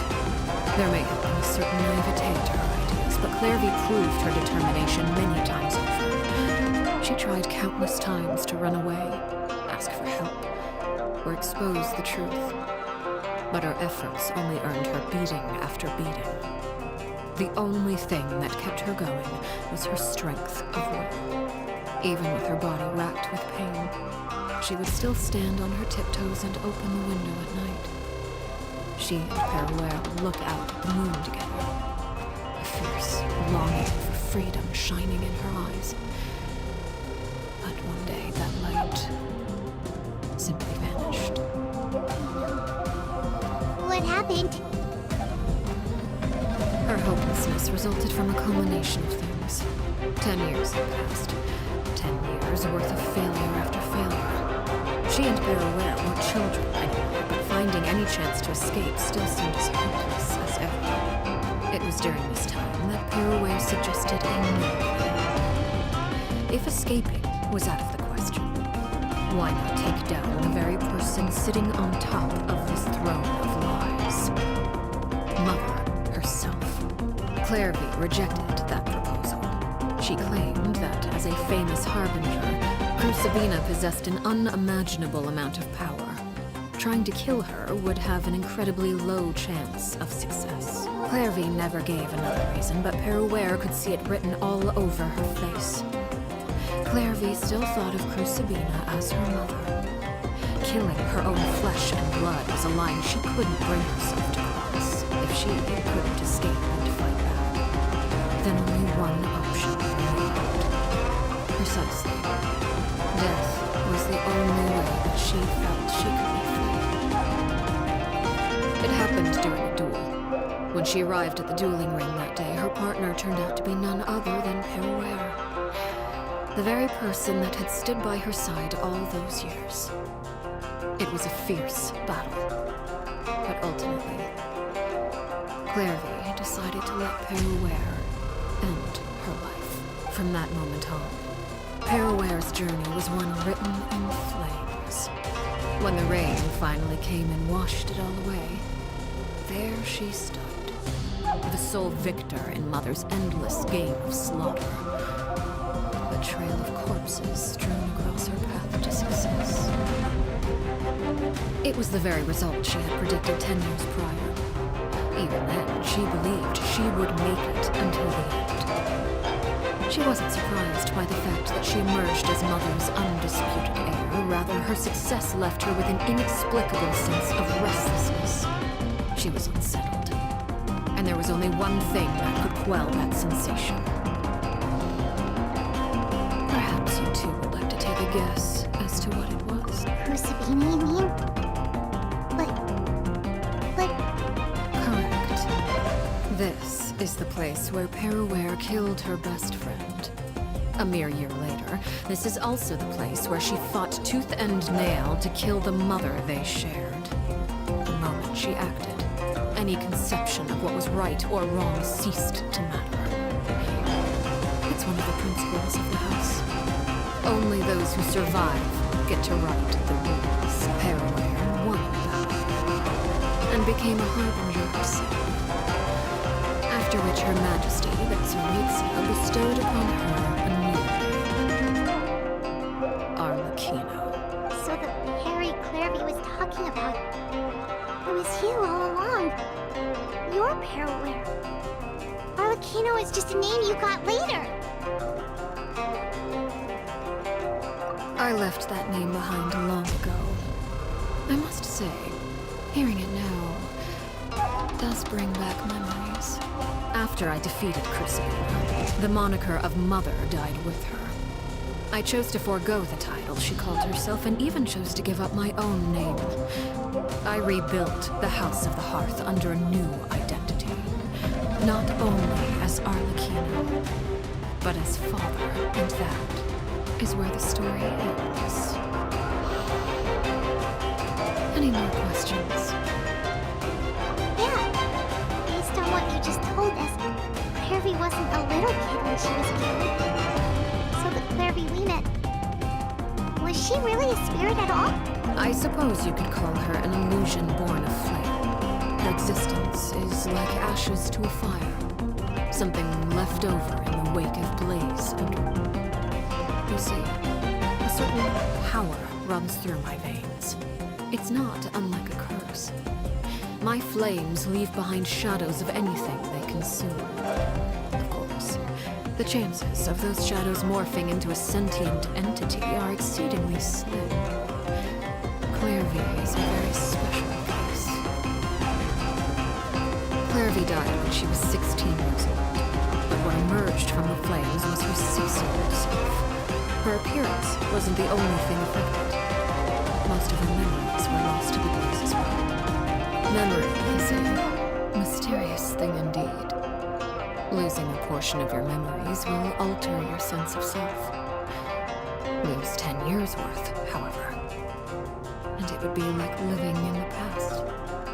Like returning to a version of yourself that never grew up. No wonder Paimon got such a weird feeling when we were talking to her. Perhaps I should put it this way. Clairvy is someone trapped in time. It may seem like she exists with us in the present, but she truly lives in the confines of her own past. So if all of that is true, then you must have known about Clairvy for a long time. Indeed. She's a rather volatile and unstable entity. Sometimes she would look after the children. She's even saved some of their lives.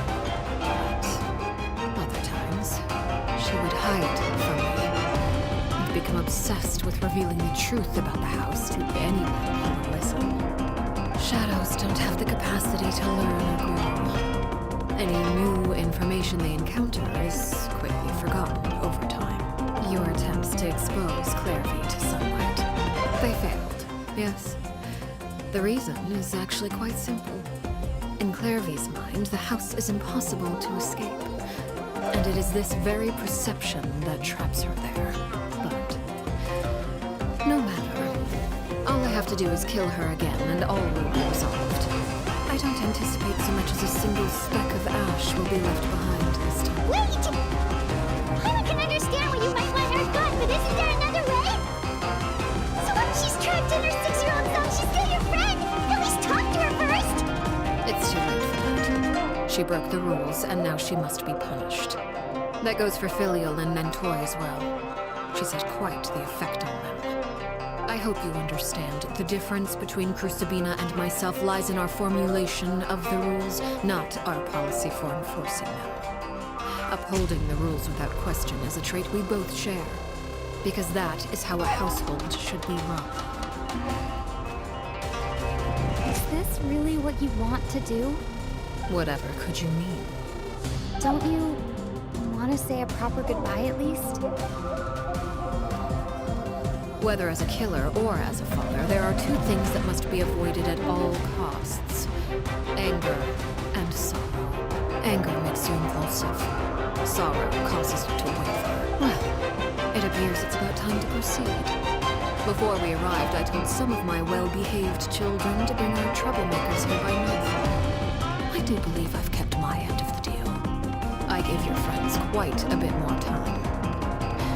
As for what happens now, we'll just have to wait and see.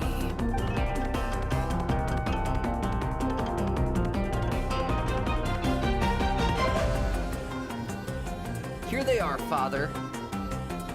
Oh, you gonna execute him? Seeing something like that would actually be a first for me. Winnie! I'm sorry. I heard about how you helped buy us more time. I still failed. I couldn't find a way to fulfill her wish. Are you... Harry? Indeed, it's been a while, Harry! Shh, stay right there. I'm sorry to postpone our reunion, but first, I believe certain scores need settling.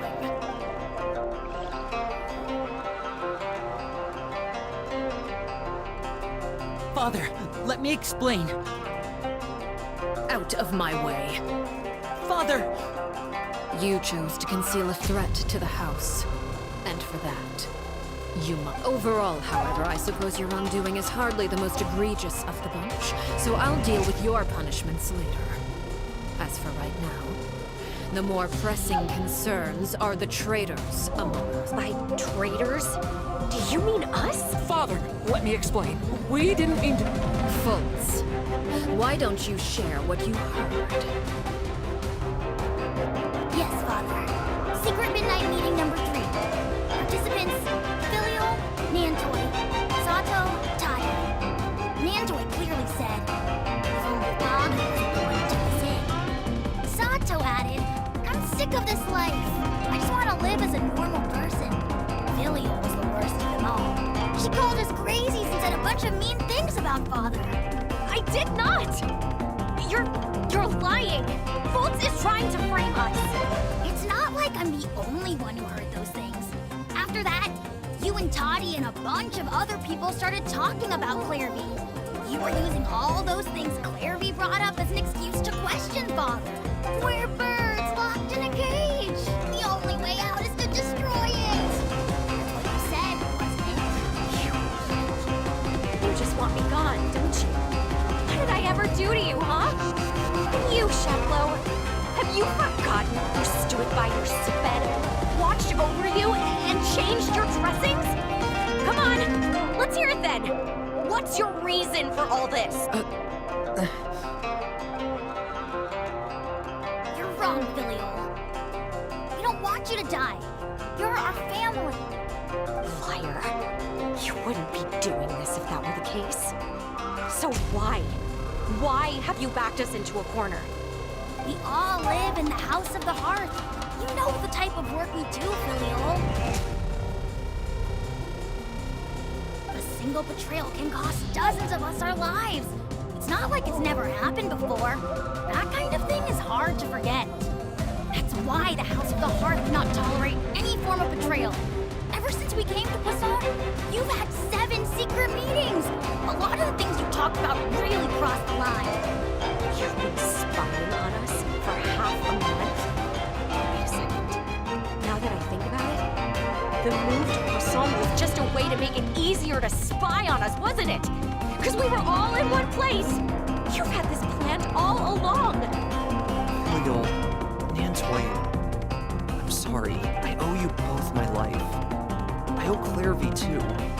If it weren't for all your help after I got poisoned, I wouldn't be standing here today.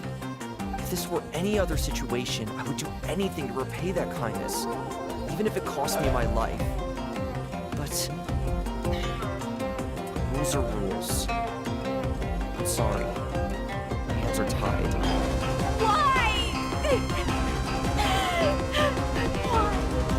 That's enough, Filial. We made a mistake. We should own up to it. We broke the rules. Plain and simple. Now we have to face the consequences. I'm sorry, Sheplo. False. I'm sorry, Father. We accept our punishment. Chapleau, according to the rules of the House of the Hearth, how should these traitors be punished? All those who betray the house give their lives. And so it shall be.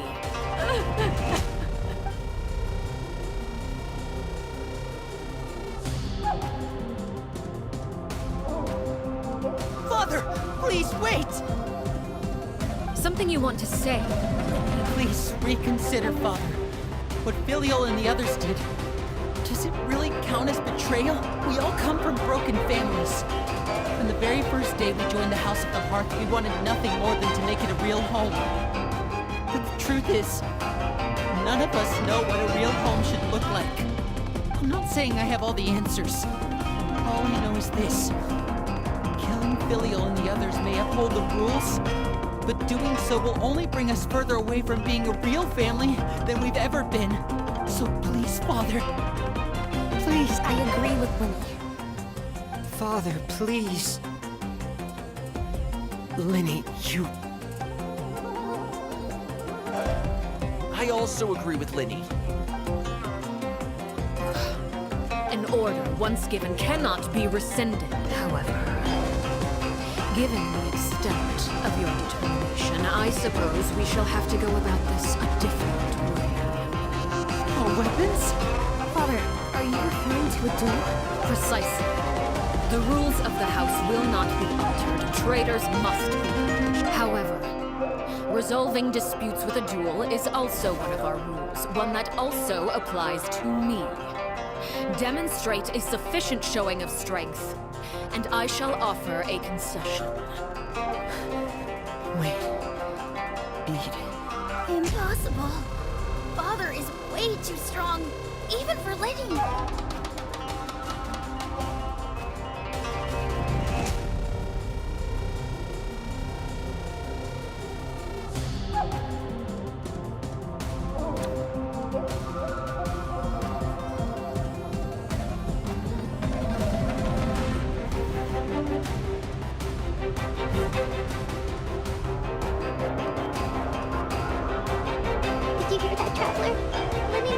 to duel the knave.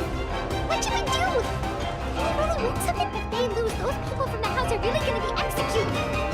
Hey! Don't you want to say a proper good... Anger makes you impulsive. Sorrow causes you to waver.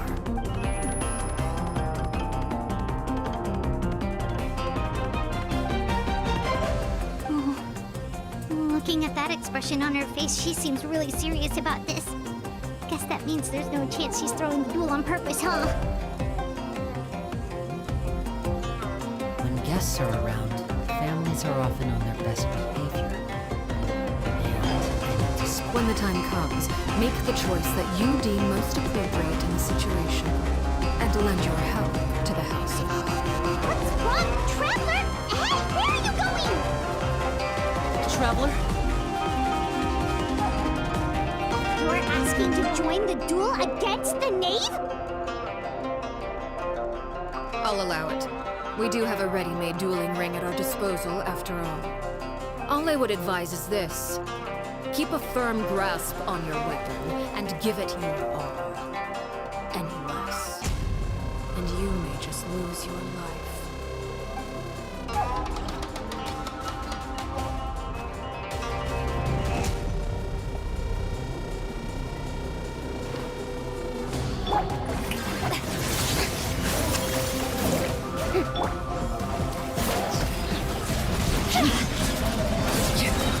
Is it my turn now? It's over! With these rising flames! Come on! We can do it! Is it my turn now? Yoo-hoo! Closer now!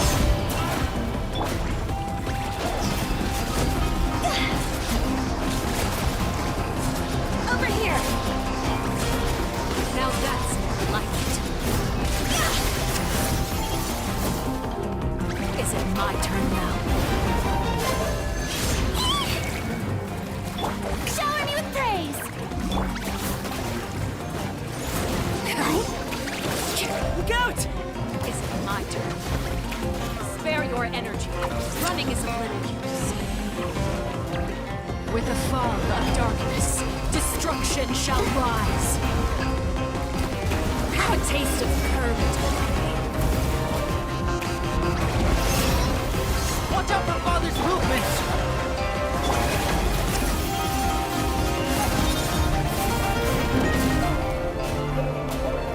Is it my turn now?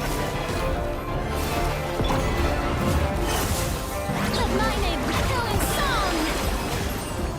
With these rising flames, I'll protect us. is it my turn now? Spare your energy. Running is a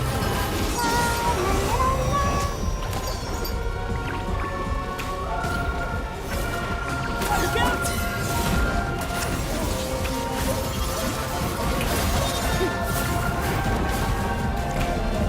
Spare your energy. Running is of little use.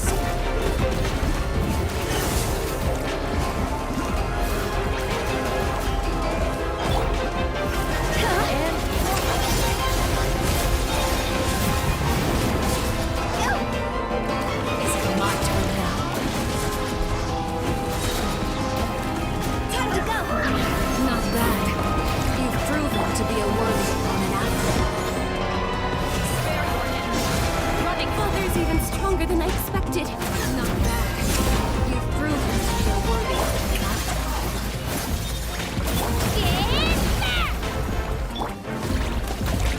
Let the world collide! Not bad. You've proven to be a worthy opponent after all.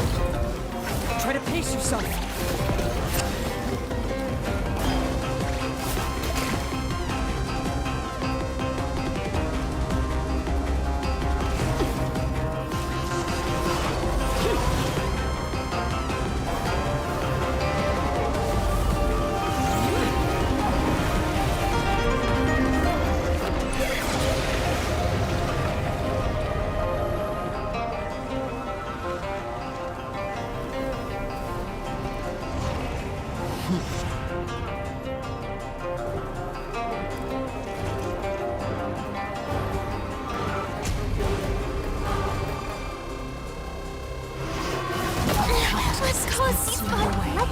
begin. My blade is all that remains.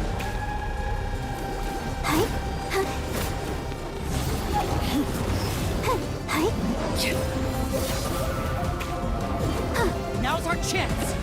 Over here!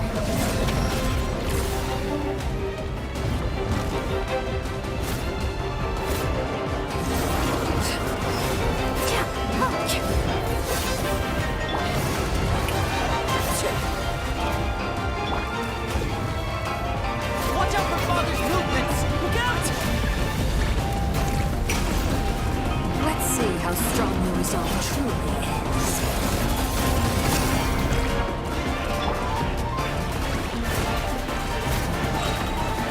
Ready, steady, go!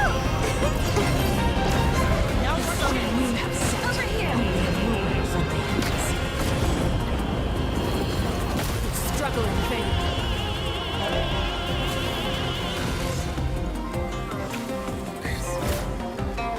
Shower me with praise! Watch out for Father's movements! Look out!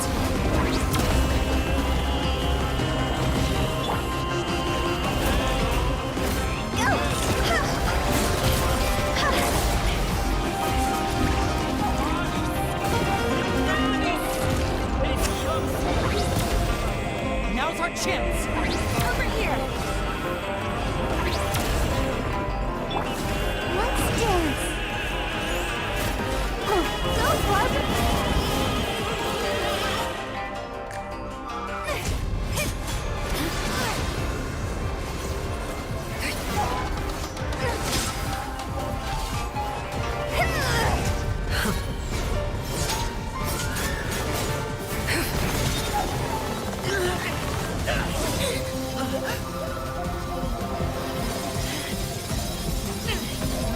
You should know better than to crowd in one place.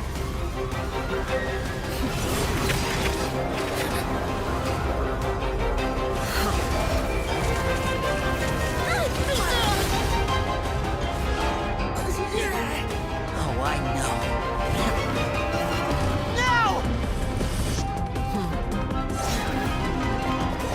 I'm sorry, Father!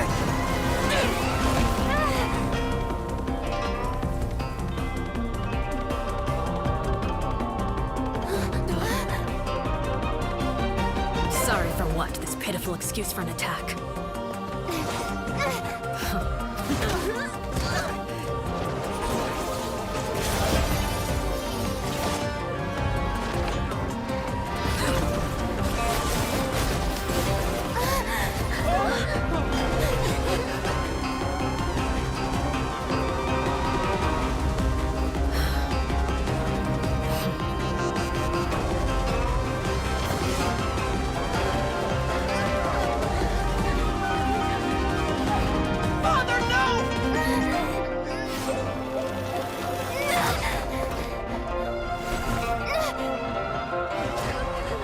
Made it out, did you? You're stronger than I expected.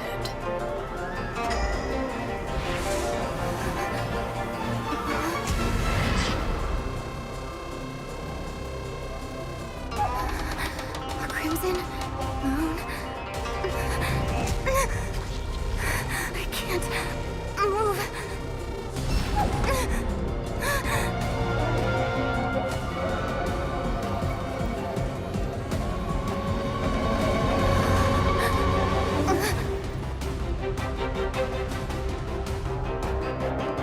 Still, not strong enough to beat me.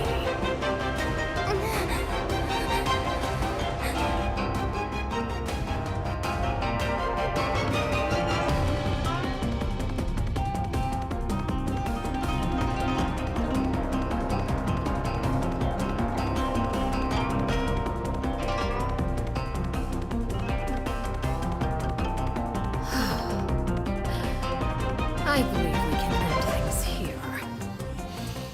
It's not often that we get to enjoy the company of guests, after all. We wouldn't want things to get too out of hand.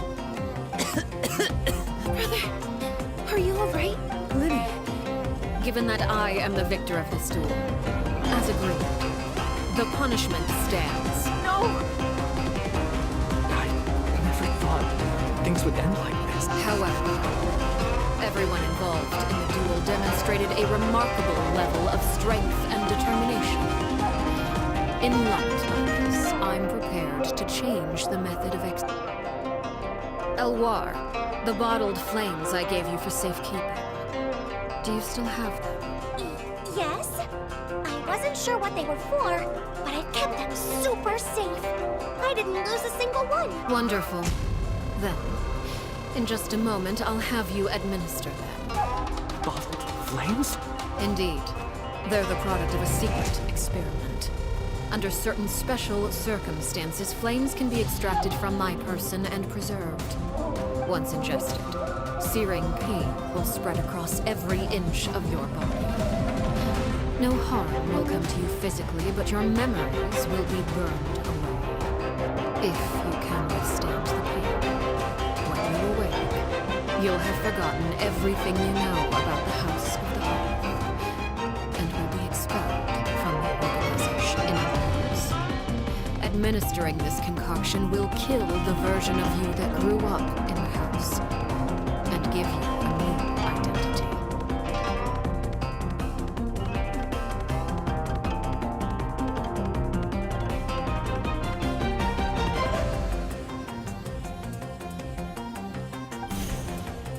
Memory is a mysterious thing indeed. Losing a portion of your memories will alter your sense of self.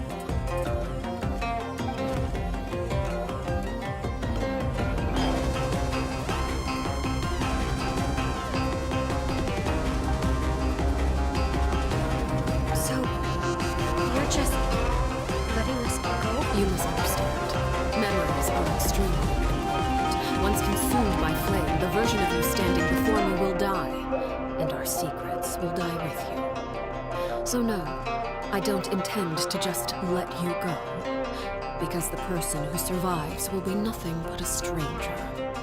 Even so, I won't have to live in fear. I'm sorry, Father. I'm sorry I let you down. But I really... Don't cry, Filial. You haven't left the house yet, so there are still rules to be followed, yes? Remember what I taught you. Anger makes you impulsive, sorrow causes you to waver. Don't let yourself be controlled by your emotions. Of course. I'll remember. Dry your tears, and go pursue the life you really want. Yes, Father. Chaplot, Foltz, Elwar, take them back to Poisson. And bring Linny, and I prepared 3 extra vials of bottled flames. As for whether to take them, the choice is yours. Goodbye, children. The next time we meet, I will no longer be your father. Thank you for all you've done for the house. I hope you have bright futures ahead of you.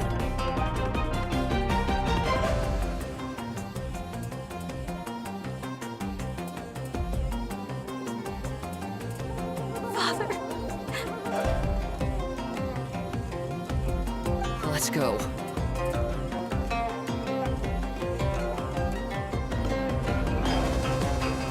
Here, grab my arm, Minnie. I'll help you walk back. Thank you.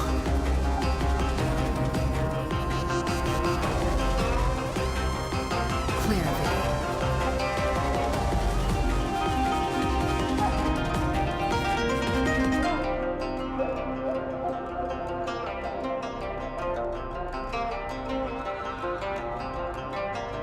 Can we talk now? I've been waiting for a super long time. You really are Perry, aren't you? I haven't seen you in so long. How come you're all grown up? Wait, did I somehow travel to the future on accident? Or am I dreaming? What a long dream! Neither. You died, Clairvy.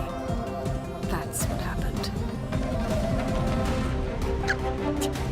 You could have at least sugarcoated it a little!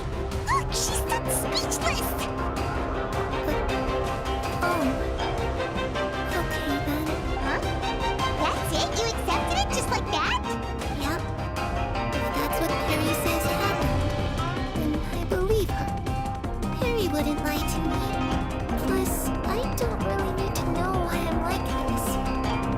more curious about what happens in the future. If you're a harbinger now, Perry, that means Mother is gone, isn't she? Can you tell me about it? I want to know what happened to her. And to me. You never stopped trying to defy fate. At first, no one believed you.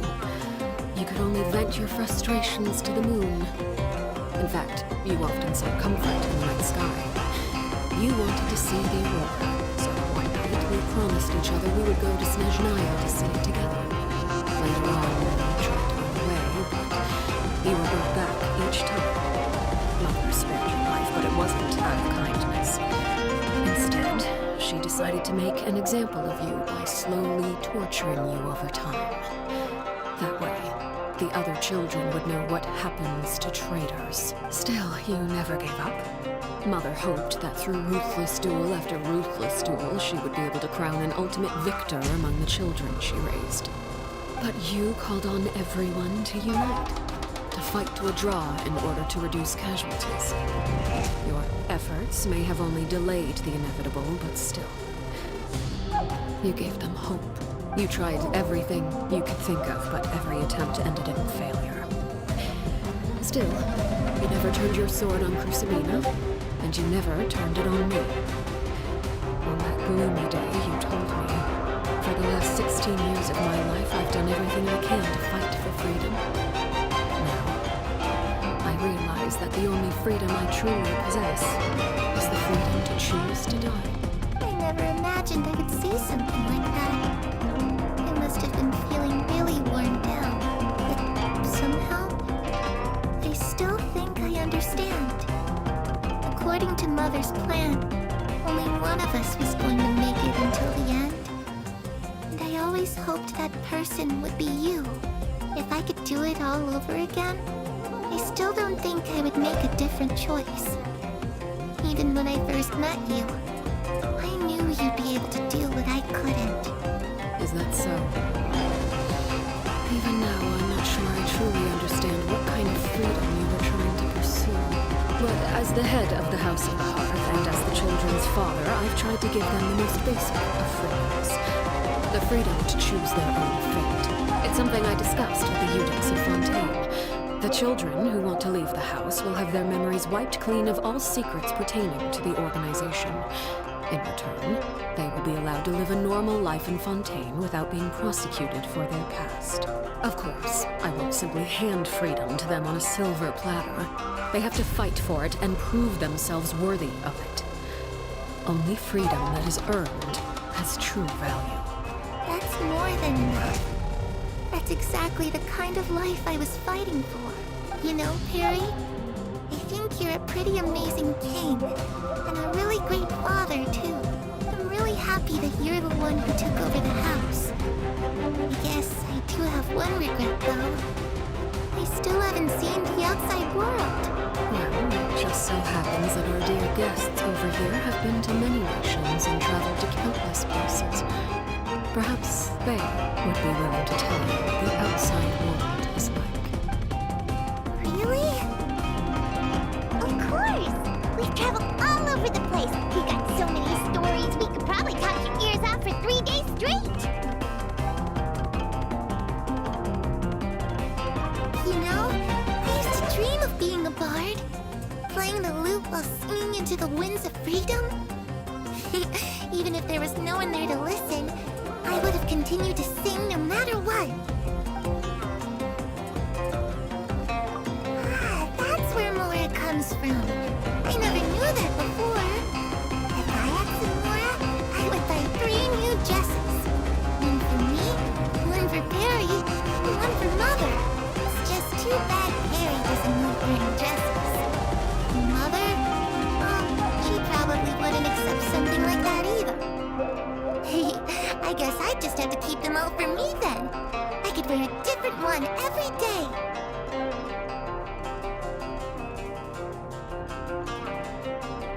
Those yokai you mentioned, what do they look like?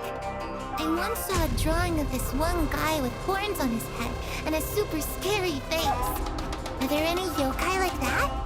Oh, sounds like you're talking about Noni. Yep, we've met one.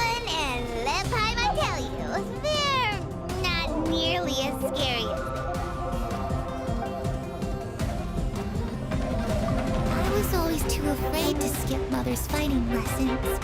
But at the academia, I bet you could do all sorts of secret things in class. Things that have nothing to do with studying.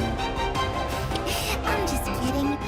Being able to study whatever you want without having to fear for your life actually sounds pretty great.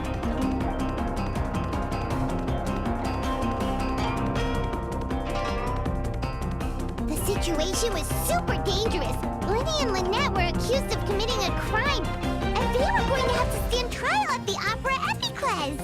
Oh no, that must have been hard for all of you. What happened next? Don't worry, we were able to turn the situation around super quickly. All thanks to Detective Paimon, of course. How'd you do that? Come on, tell me. Okay, so it was like this. After the failed magic show, we rushed to the scene and...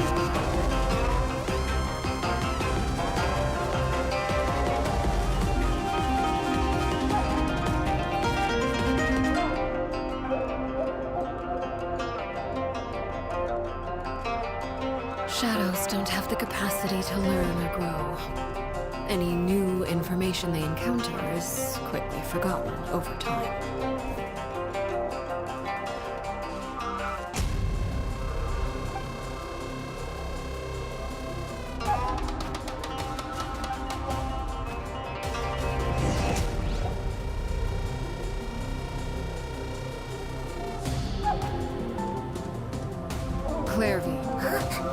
You've worked tirelessly from the shadows to overthrow the House of the Hearth. Now, by my authority as the knave, I shall announce how this matter ends. You are hereby expelled from the House of the Hearth. You are no longer tied to this place, nor are you bound by its rules. You're saying that I can finally leave? I get to experience the outside world as well?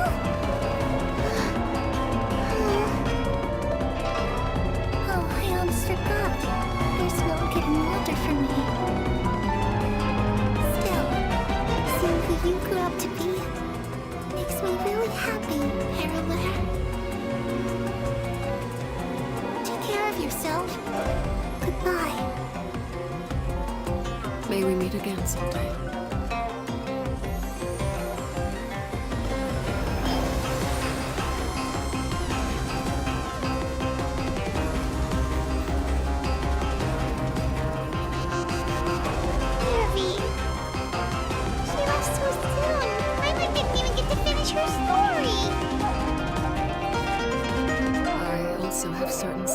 Left unsaid. I wanted to tell her that the Aurora I saw in Snezhnaya was just as beautiful as the ones in the pictures, but a shadow's memories reset at dawn. Had we delayed any longer, we wouldn't have had the time to say goodbye. Whatever regrets may linger, let them be lost to the coming of a new day. Father?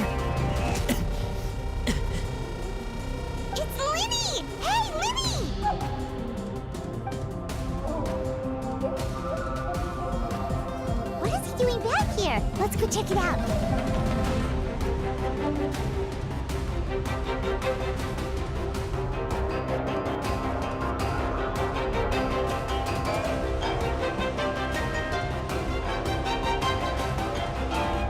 Father, the bottled flames have been administered.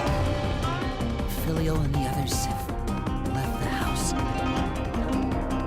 And you? What have you? Thank you for giving us that choice, Father. But we never wanted to leave the house.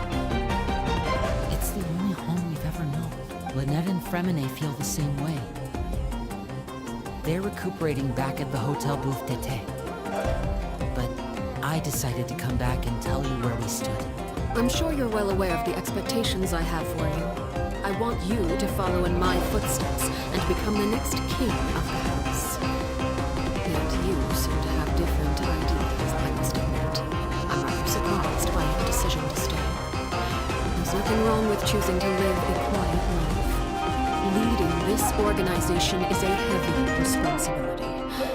I just never never understood what you saw in me. What made you believe I was deserving of that throne? You're brave, talented, and, most importantly, you cherish your family. You would do anything to protect them, even if it costs you your life.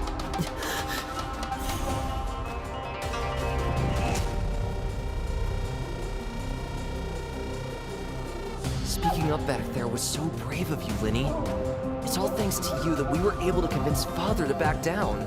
You're a hero, Linny. Hero.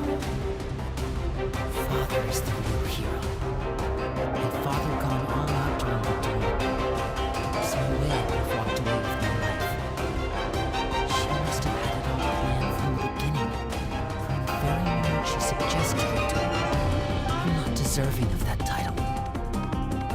I'm not strong enough, or smart enough. You're wrong. In my opinion, all you need to be deserving of the throne is conviction and the necessary strength to act on it. We may have different ideas of what it means to be a family, but you can hardly be said to lack conviction. What you truly lack is strength. For someone of your talent, though, that's something that will come with time. Even without that strength, you still chose to face me in a duel, even though the odds were stacked against you. That capacity to honor your convictions is what I truly see in you. Father. No one knows what the future holds, what tragedy or triumph may be in store. Being at the head of this organization requires the strength of will to face whatever comes. Caution will only hold you back. If reaching a certain standard were required to go after what you want, I would never have succeeded in killing my predecessor. Back then, there was still a considerable gap between our abilities. Strength may decide the ultimate victor, but those who let a lack of strength dictate their decisions or undermine their convictions will never be worthy of the throne. I understand, Father. Thank you. Children must grow up to surpass their parents. Only then can a family continue to flourish. The road ahead is not an easy one, so I'll ask you one last time. Are you certain you want to stay? You've done so much for me, Father, and that kindness must be repaid. Plus, with Project Stuja at hand, there are many dangers ahead, and I, for one, don't intend to back down. Protecting my family at all costs. That's my conviction. Then you're welcome to stay. As for Project Stuja, you need not be too concerned. If those cowardly businessmen and heartless dignitaries try to take us down, I'm prepared to teach them a lesson. Having members who longed for the light was our organization's last weakness. With those members no longer among our ranks, the House of the Hearth is like a spider hiding in the shadows. We need only wait for our prey to come to us. At present, our imperative is to use their plan to our advantage. In doing so, a crimson moon shall rise amid the frigid blizzards of winter. No demonstration of loyalty shall go unrewarded, and no sacrifice shall be in vain. As for the two of you, whether we meet again as friend or foe, I'll remember the camaraderie we shared in this moment. No matter how arduous the journey ahead, I hope we both reach our desired destination.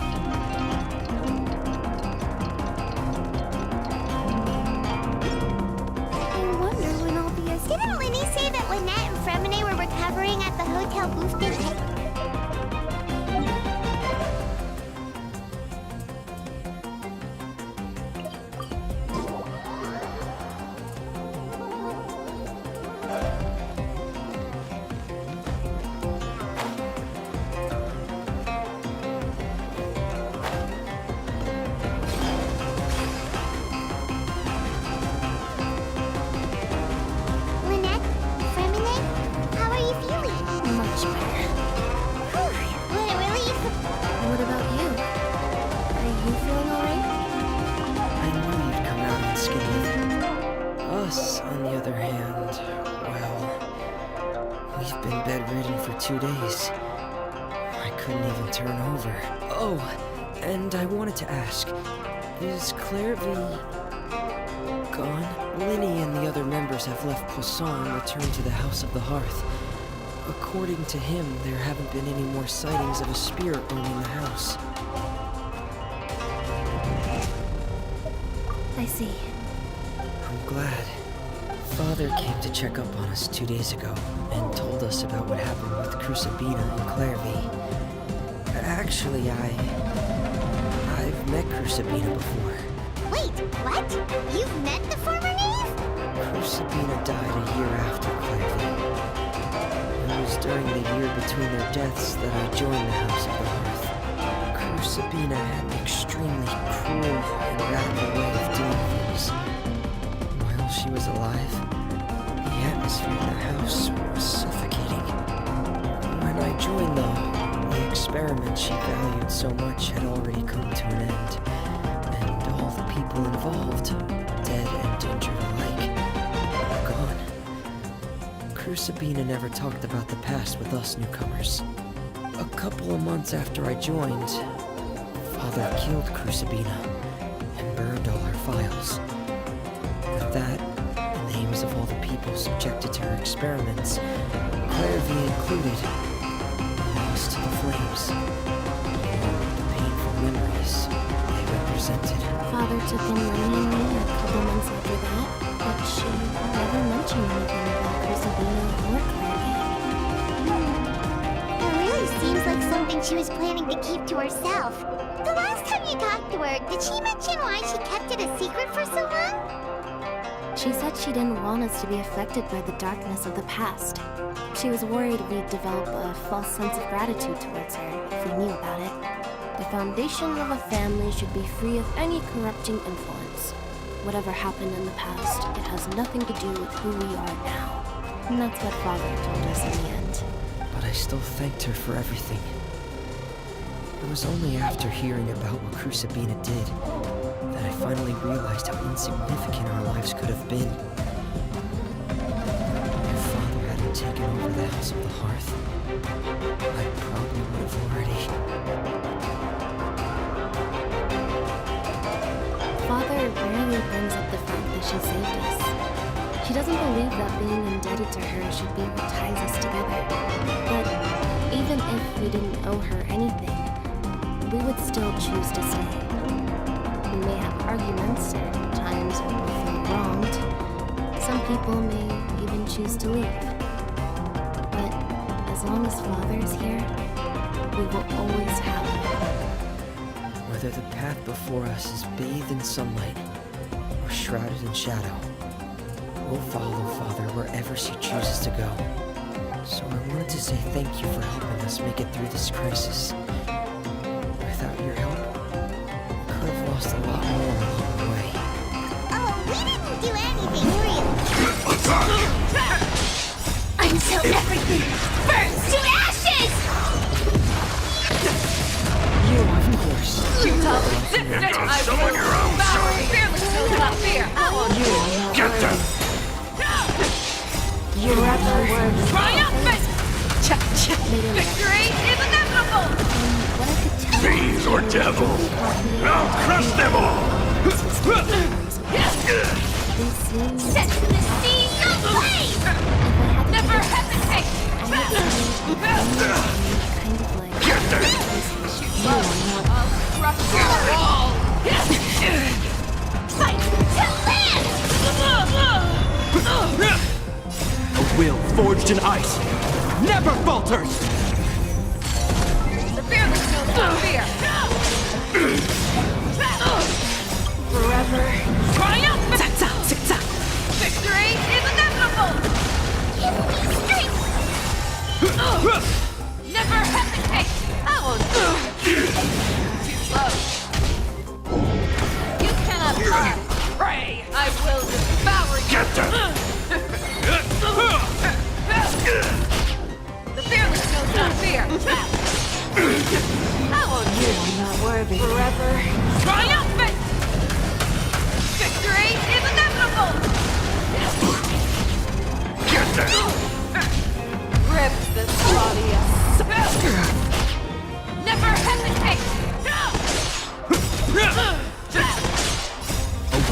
forged in ice, never falters! Until everything burns to ashes! Futile resistant! I will devour you! Fiends or devils, I'll crush them all! You are not worthy. Attack detected! Fight to live! Triumph! Victory is inevitable!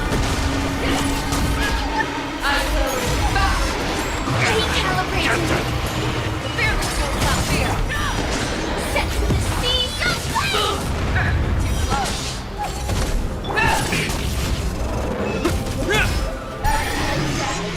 Awaken storm! Is that all? Futile resistance! A will forged in ice, never falters!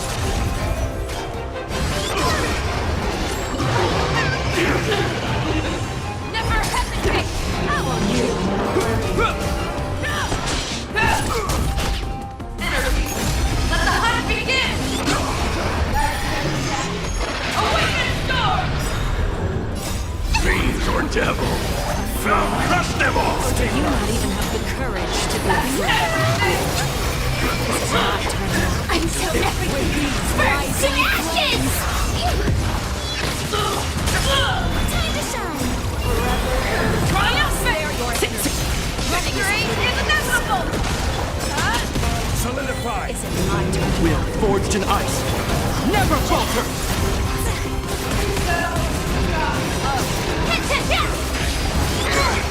Captain! Fearless will not fear! With these rising flames,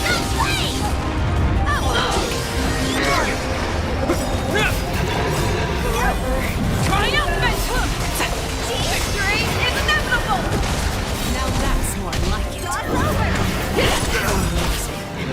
A will forged in ice, never falters!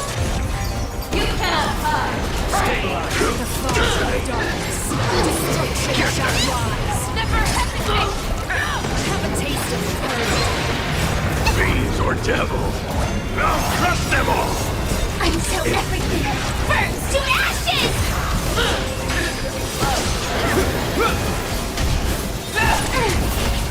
I will devour! Fight to live! Like a bunch of helpless Triumphant!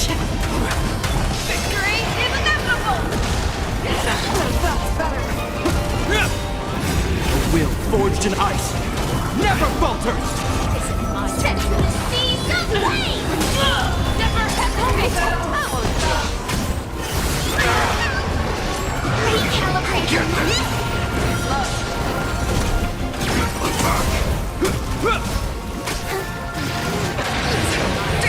Someone around!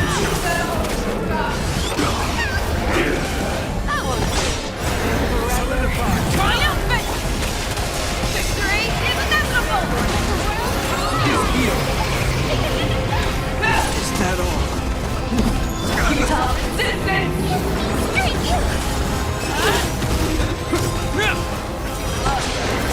Will forged in ice, never falters! Burns to ashes! Fiends or devils, I'll crush them all! Fight to live! to be a weird and unworthy.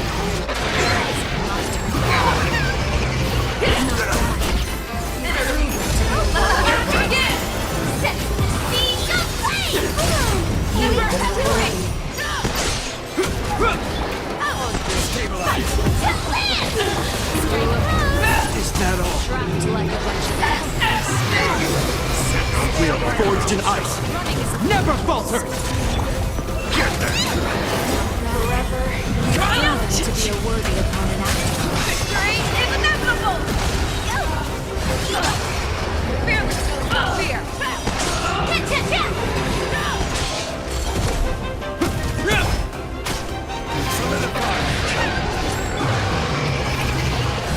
Heal!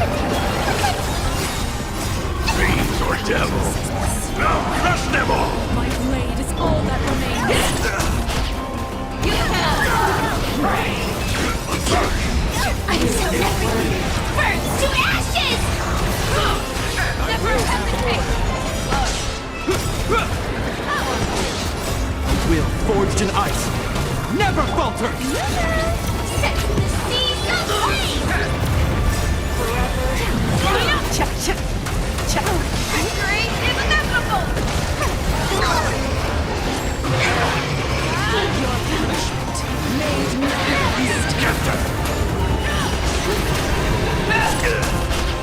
I will fight to live!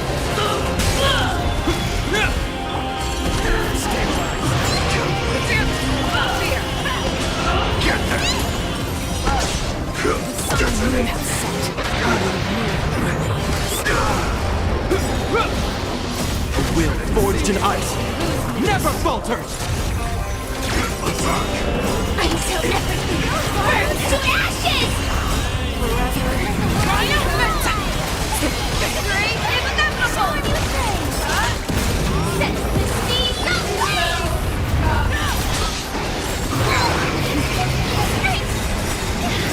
Fiends or devil, I'll crush them all!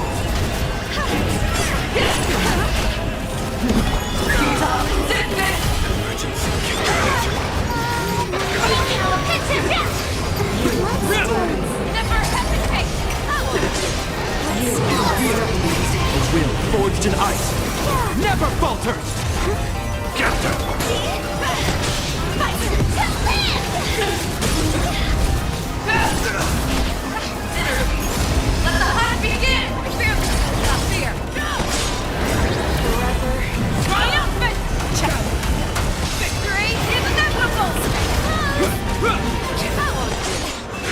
Detonate, get them!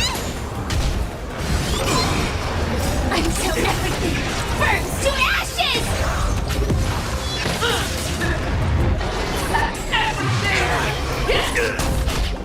You cannot run! Never hesitate!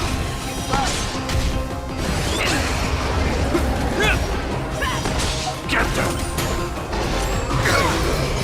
Fiends or devil, I'll crush them all! A will forged in ice never falters! Fight to live! Triumphant!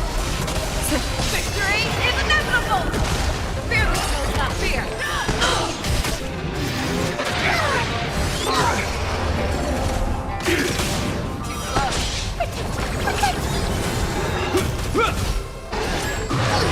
Never hesitate! I will devour you! Awaken a storm! Get them!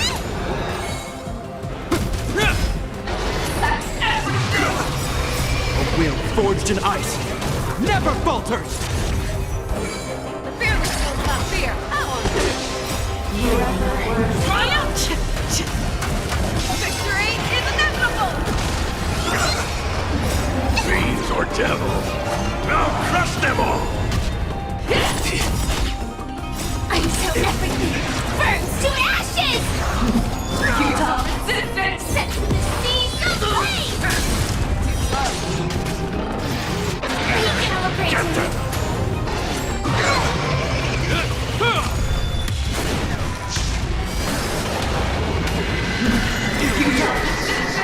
A will forged in ice never falters!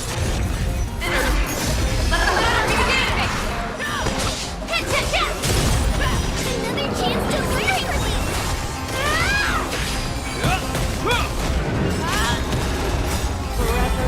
Triumphant! Victory is inevitable!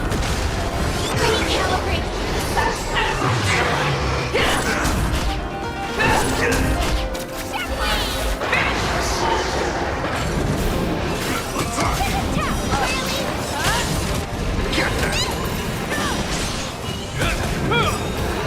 A will forged in ice never falters!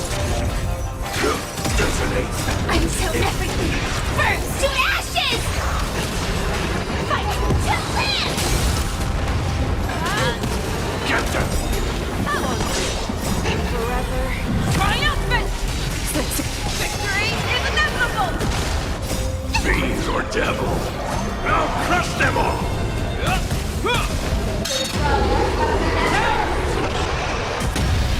You cannot run! Set to the seas aflame! Get them!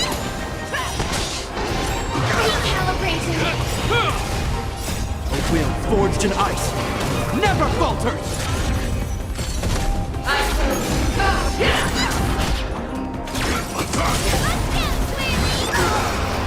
Until everything burns to ashes!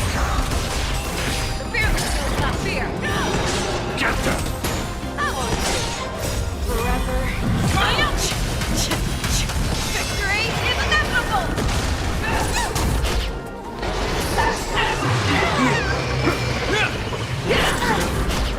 You're the one with death. Fight to live! Never hesitate!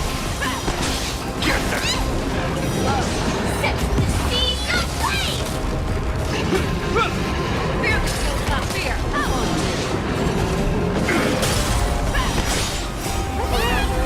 Triumph! Victory is inevitable! Fiends or devil! I'll crush them all! Will forged in ice, never falters! What if the Countie finds out you've lost your power? Won't they try to take advantage of the situation? Until everything burns to ashes! Get them! Never hesitate! Multiple factors Set the seas ablaze! Get them! Triumphant! Victory is inevitable! Something on the Pyro Archon's behalf. Recalibrate fight to live! I'll help you however I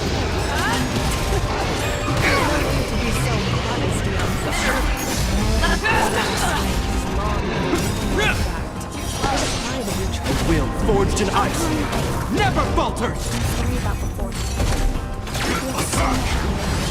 So much that you have to work out. Just focus on the Fiends or devil! I'll crush them all! Until everything burns to ashes! For their own sake. Not fear! Set the seas ablaze! Get them! Triumphant! Victory is inevitable! Never hesitate!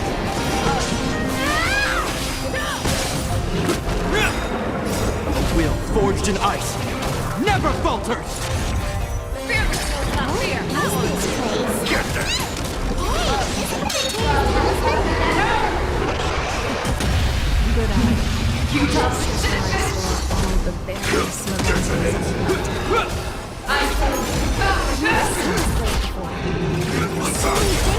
Until everything burns to ashes! Triumphant! Victory is inevitable! Fight to live!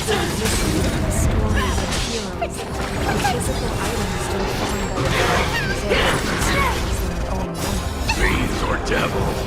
I'll crush them all! Will forged in ice, never falters! Set the seas ablaze! You're the one with death. Get them! Fight to live! Never hesitate! Forever. Triumph! Victory is inevitable! That's bigger than Paimon's head. Get them! Fear kills not fear!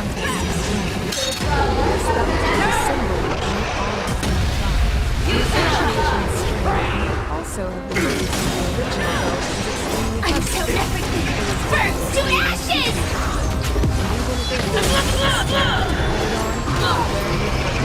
Get them! still leave them gasping. Sounds like Never hesitate!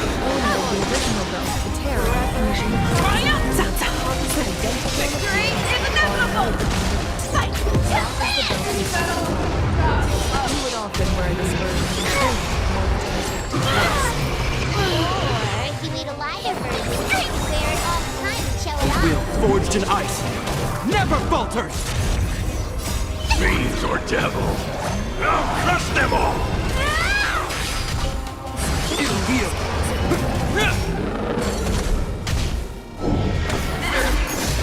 Hey, there's a fishing rod here. It must have belonged to the people in the stream. Get them! Until everything burns to ashes!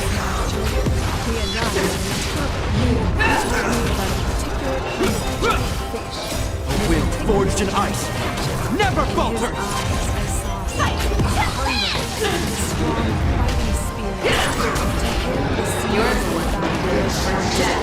Get them!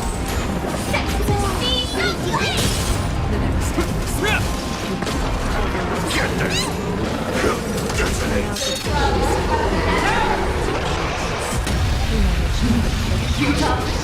Sustained a serious process. Fiend or devil. I'll crush them all! Until everything burns to ashes! That was my A will forged in ice never falters! Set the sea to go race.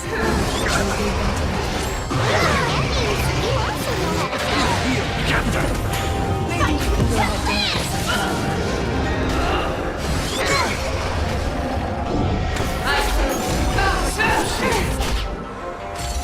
This flower looks like it's you must be good at taking care of plants. Fiends or devil. I'll crush them all! until everything burns to ashes!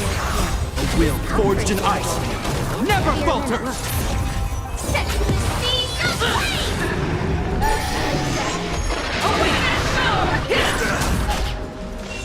This is a talisman. I'm sure you're familiar with Fight this. to live! Rarely ever. The tower you're the one Get them! Set the sea aflame!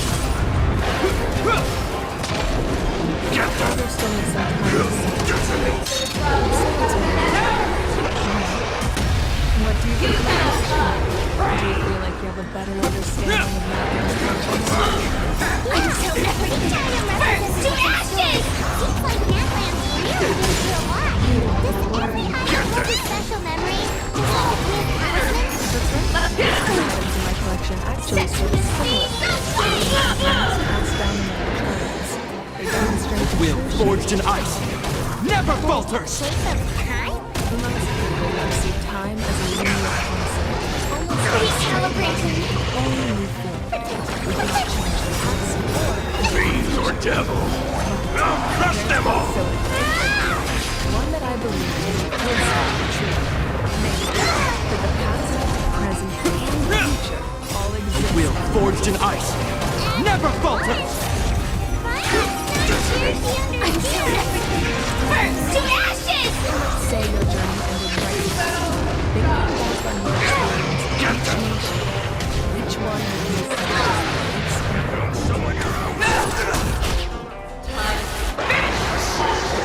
Set the sea aflame! Get them! Fight to live!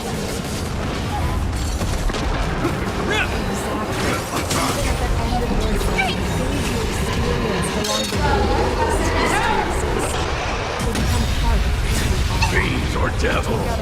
I'll crush them all! Will forged in ice never falters! Until everything burns to ashes! Recalibrating! Get them! See the future? Fate. Fight to live!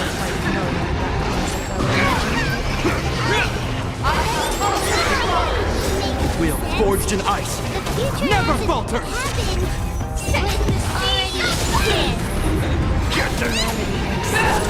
Living in the present. You're the one Detonate!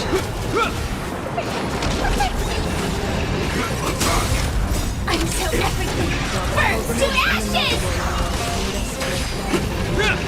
Get them! by uniting or devil. I'll crush them all! Come under such a schedule. The first pirate on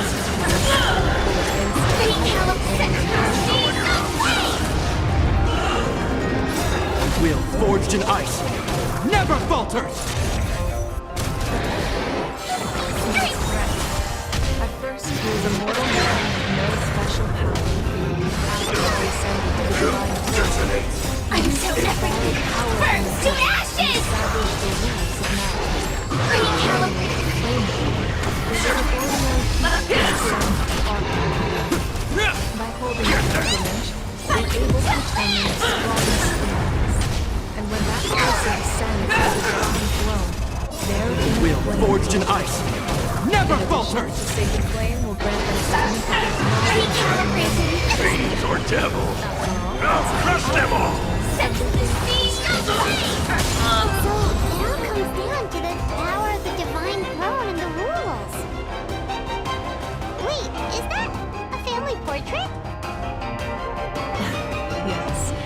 That's my mother, father, younger sister, and the little saurians we raised.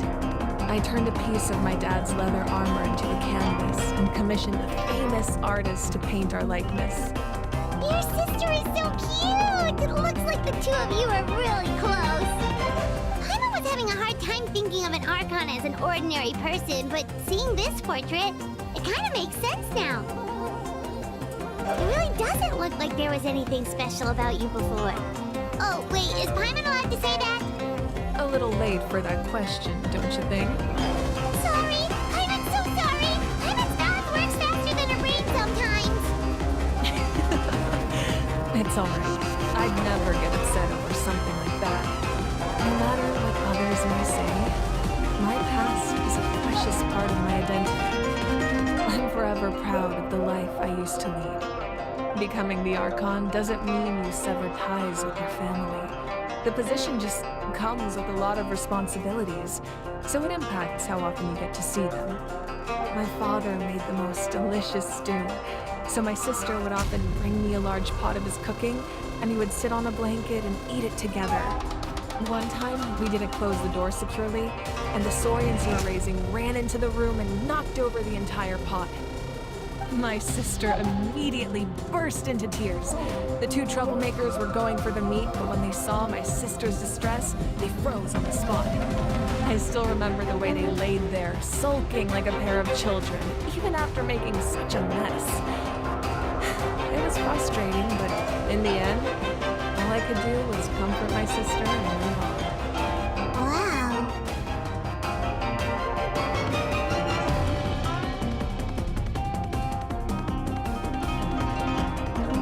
Isn't that what being a family is all about? I think about that story a lot, actually. As the Archon, I made a vow to defend this nation. And experiences like that, they remind me exactly what I'm trying to protect. Well, what happened after that? This portrait looks pretty old. Your sister must be all grown up by now, right? I believe she ended up working as an architect and artist. She built many houses and crafted many beautiful works of art. Anyway, that's enough about me. Now that the powder is settled, we can begin. Beyonce, Yolani, Chaska, over here, please. Place the ancient name up there, and then we'll begin.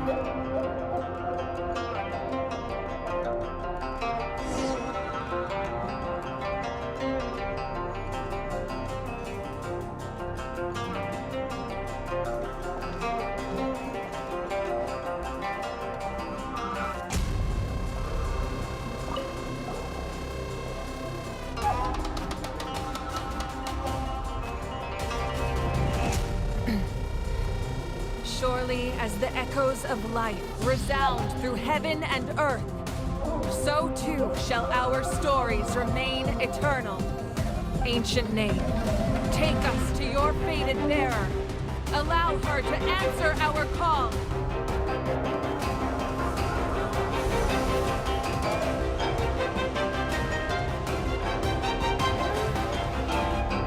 Am I hallucinating again?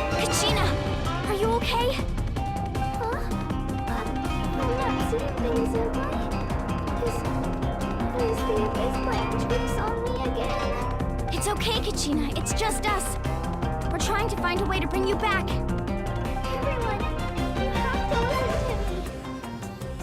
I've been investigating the Night Kingdom this entire time, and I figured out what's wrong.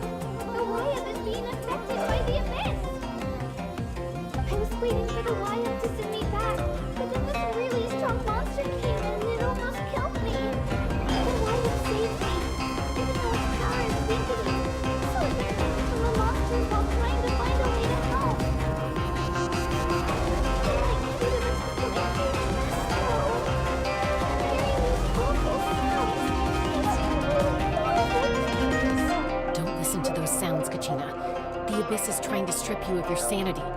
All you need to do is stay safe and wait for us. We'll be there shortly. It's okay.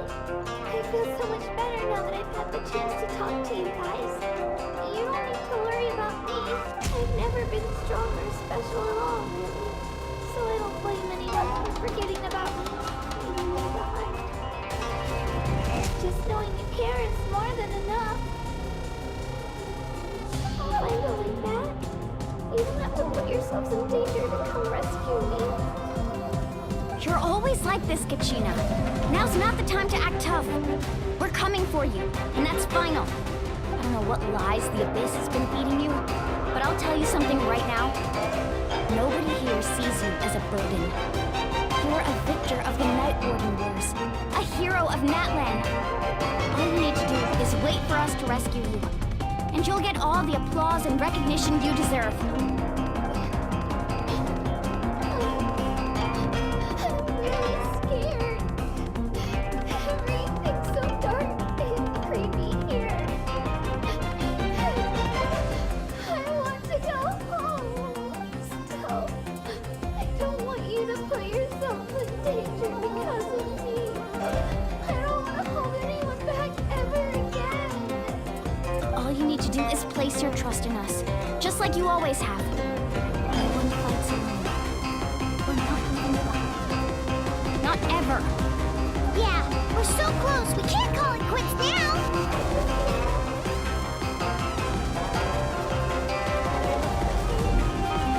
Looks like we've lost contact.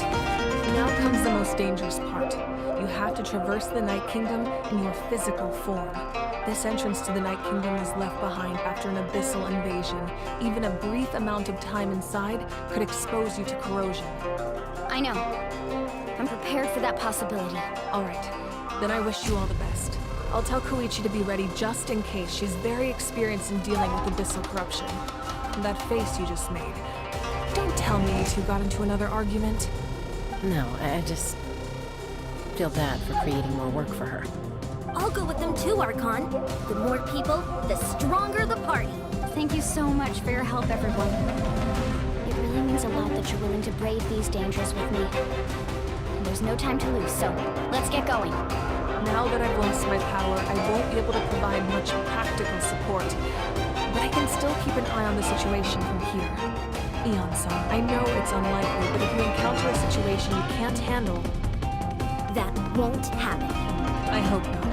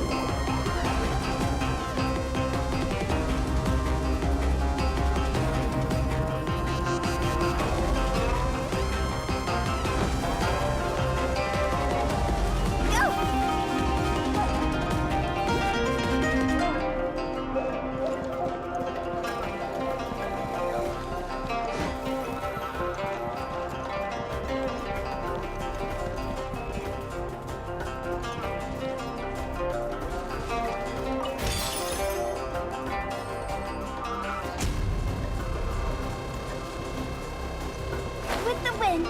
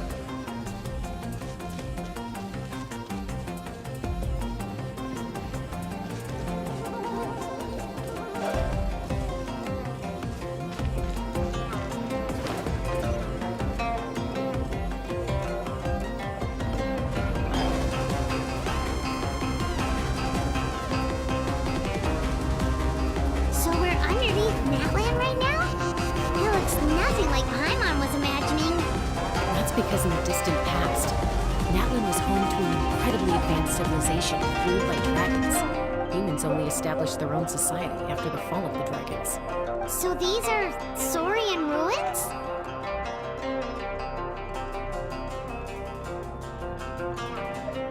Wait, you mean like the elemental sovereigns? They had their own advanced civilization? Yes, a really long time ago. Very few records have survived until now, so no one really knows what the devices here are for. These ruins have been abandoned for a long time.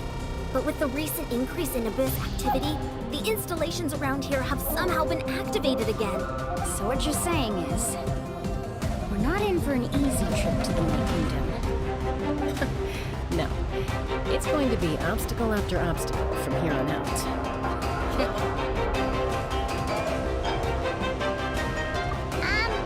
Why are you all laughing like that? It's creeping Paimon out. It's the pre-adventure excitement kicking in, right guys? Of course, I'm eager to get started. Then let's go. We won't let anything stand in our way.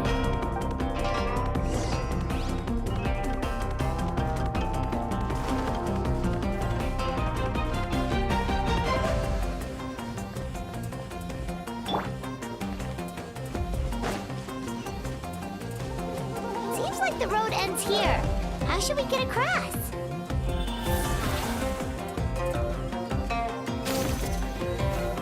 As a professional trainer, I think you could stand to build up your endurance, Paimon. Professional trainer? Paimon thought you were a warrior from the collective of planning. Well, that goes without saying. But I actually work as a sports coach. I provide professional guidance for many of Natlan's popular sports. And I don't just mean physical training. I design nutrition plans as well. Ah, so basically no sugar, no soft drinks, no grilled meat. Yeah, we'll be here all day if you list them out one by one.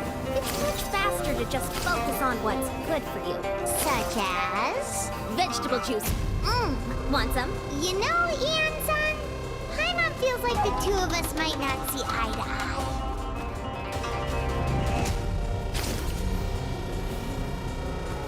Those guys look familiar. We've fought them before. Let's go. Show no mercy.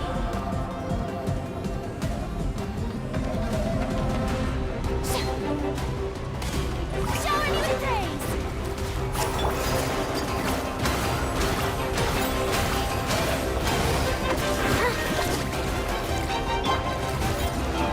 Let my name echo in song!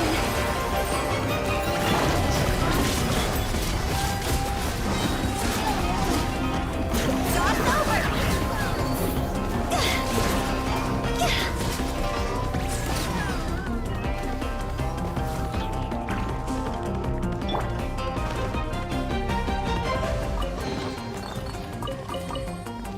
Ready, steady, go!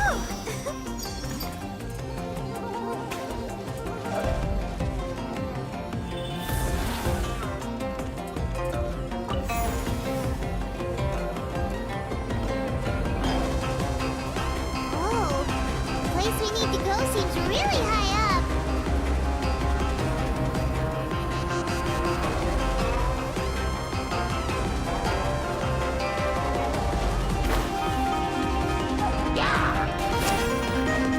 Strike a pose!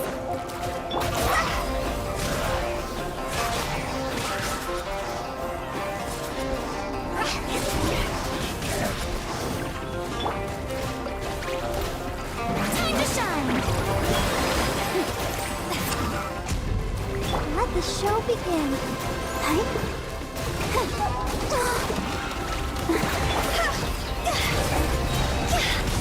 Higher, higher, hands on fire!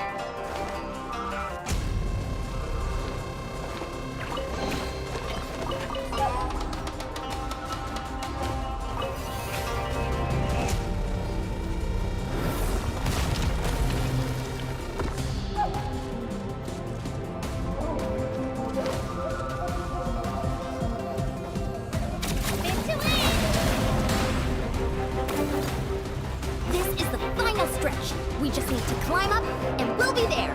Nothing to it. Easy for you to say.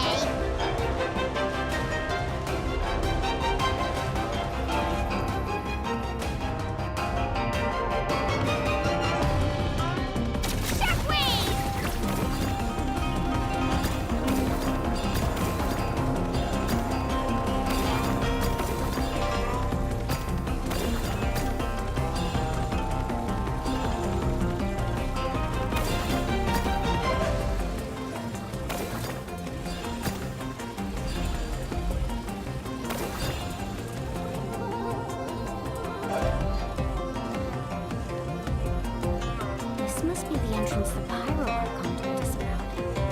The one ripped open by the Abyss. Yes.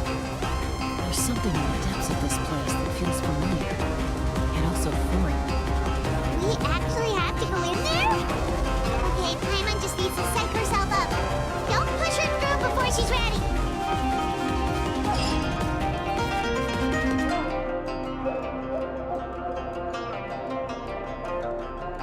Hey, you don't have to drag Paimon. You're pulling too hard. Looks like we made it. This is the Night Kingdom.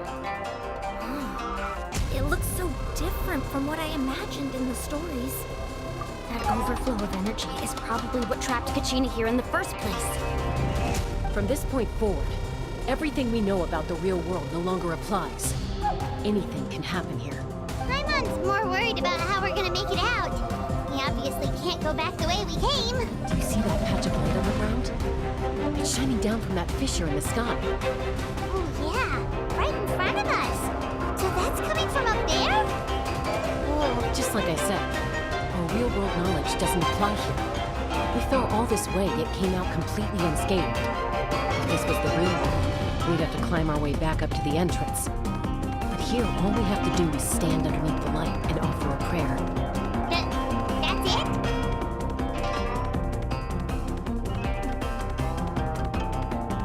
Right. We still got a job to do. So that means all we need to do is find Kachina and bring her to this location. Exactly. This light is streaming in from the real world. It's a link between the two realms. The terrain looks difficult to navigate, and the visibility's not great either.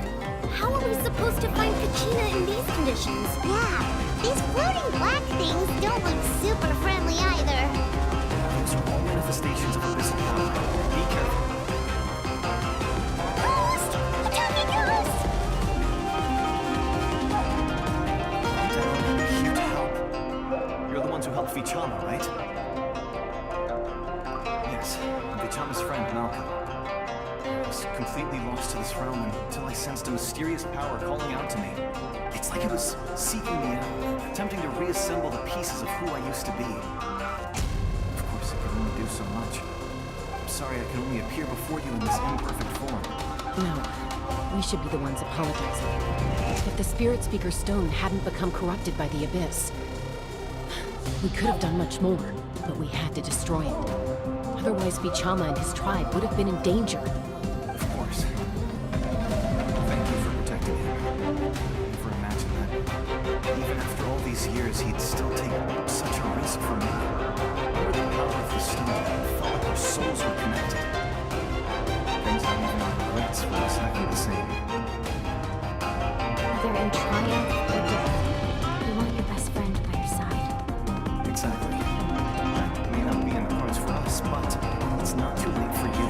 You're looking for a young girl from the Children of Echoes, right?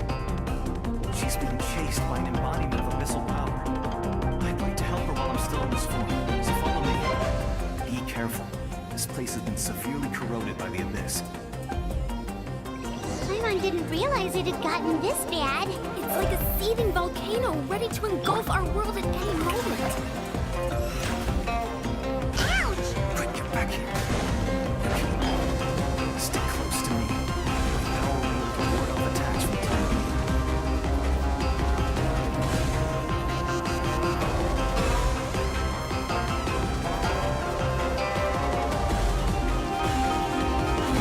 Keep this up. Let's try another route. This way.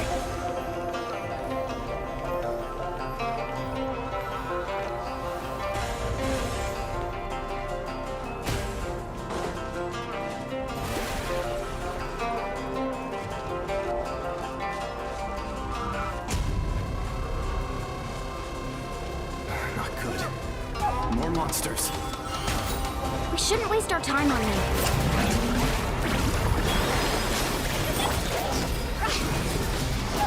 Higher, higher, hands on fire!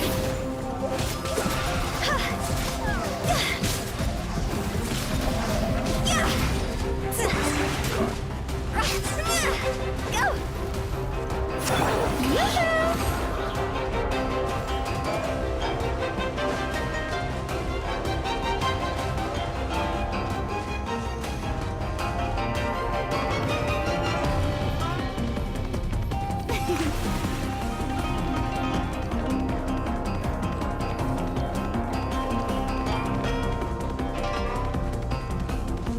Oh, Paimon can't see anything!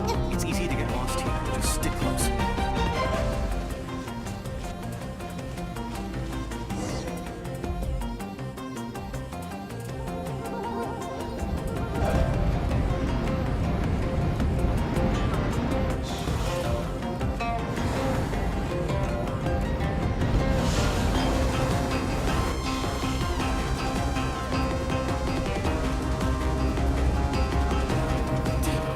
Did you hear that?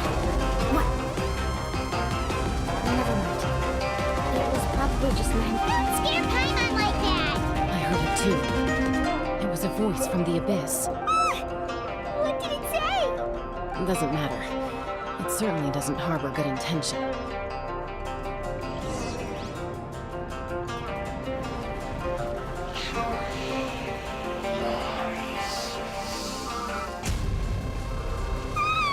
Paimon just heard it too!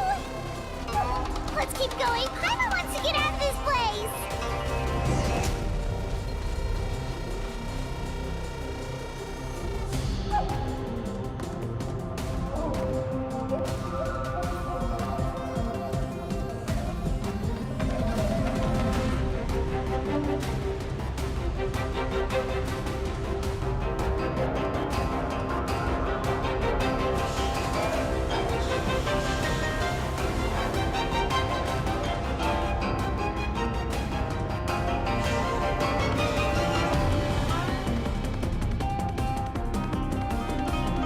We're here, Kachina!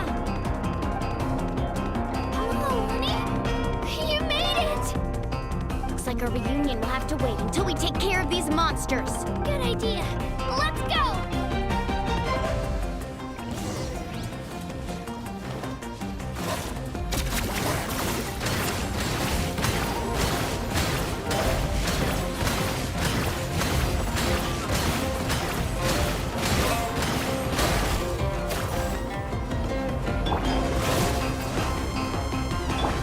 The show begins!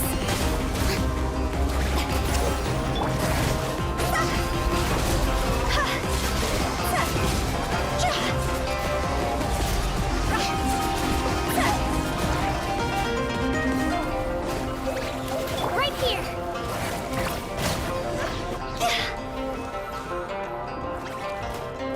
You're here! You're finally here! Thank you so much! That monster can appear from anywhere! It almost caught me a bunch of times. The YF's power helped keep me hidden, so I just tried to stay out of sight until you got here. Atta girl. You did so well. And most importantly, you weren't hurt. Should we start heading back then? Actually, I have a request. Will you come visit the YM with me? I can't exactly put it into words, but something's wrong with the Ode of Resurrection. And I know it has something to do with the contamination from the abyss. That was the Pyro Archon's theory as well. Everything we've seen here certainly seems to back it up. In the Night Kingdom, there are 6 main totems representing the Wyab of each tribe. You can think of them like the body of each Wyab. Additional totems, like the ones around here, serve as proxies to which the Wyab can extend their consciousness. There are countless proxies scattered around the Night Kingdom. Through them, the Wyab can extend their consciousness over the entire realm and track down souls no matter where they roam. But if a proxy were to become severely contaminated, then a soul could become lost within the Night Kingdom. Judging by the current situation, I don't think we're dealing with just one contaminated proxy. Even if we could drive back the abyssal power from one of them, that probably wouldn't even put a dent in the problems. Oh, we can't just leave the Wyap to suffer. It's protected me this whole... I agree. We might even manage to draw out the monster that's been hunting Kachina. Getting rid of the monster might slow down the deterioration of the Night Kingdom. Kachina? What's wrong? Nothing. Just a headache. And that voice again, telling me to abandon the Wyap and leave this place. Maybe we really should leave. Kachina's already been here for too long. No, I'm fine. Just up ahead. I'll lead the way. Besides, I can still fight, so please, help me out a little longer. Listen to me, Kachina. We'll come with you. But that's because we want to help the Wyap. Not because we have something to prove. You don't have anything to prove either. It's okay if you reach your limit. We'll be there for you. All right. The sooner we get this done, the better. We've already come all this way, so we might as well try to get to the bottom of this. Let's go. This way. I'll stay here and try to stall the Abyss monster. All by yourself? That's too dangerous. It's all right. I may not be as strong as that monster, but I'm definitely more familiar with the area. I don't have much time left. If you're anything like my friend, I'm sure you're not particularly fond of goodbyes. So go. Achieve your goal. Return to the world where you belong. Thank you for everything. You're a true hero. Thank you. No one fights alone.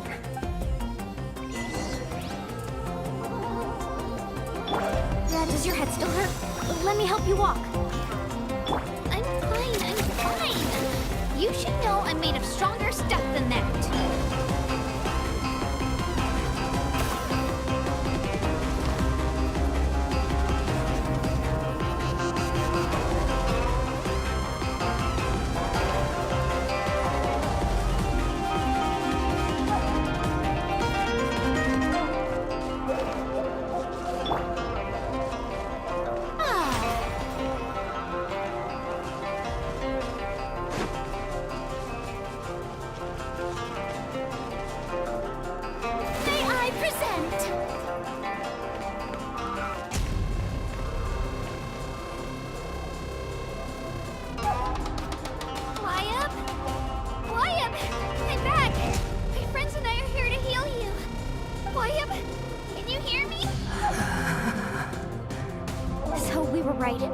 The contamination is already too severe.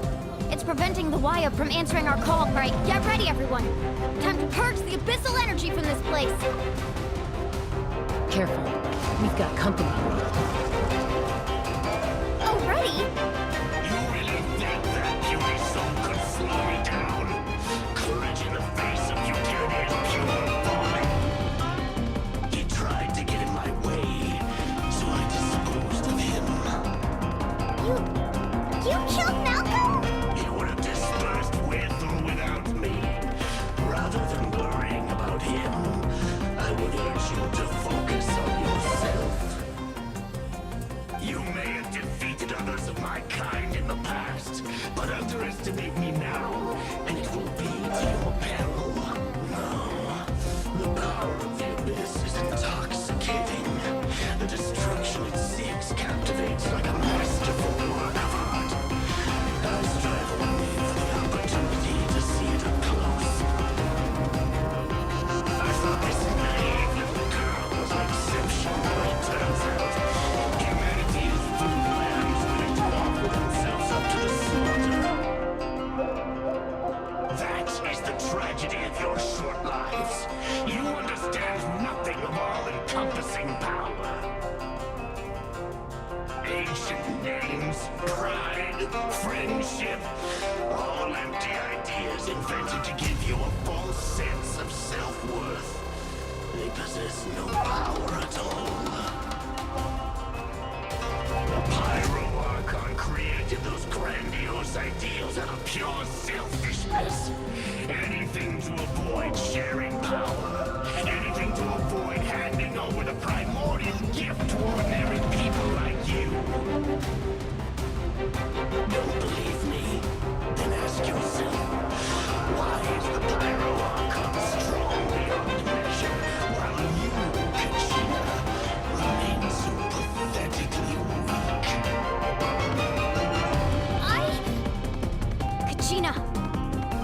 Give me your hand.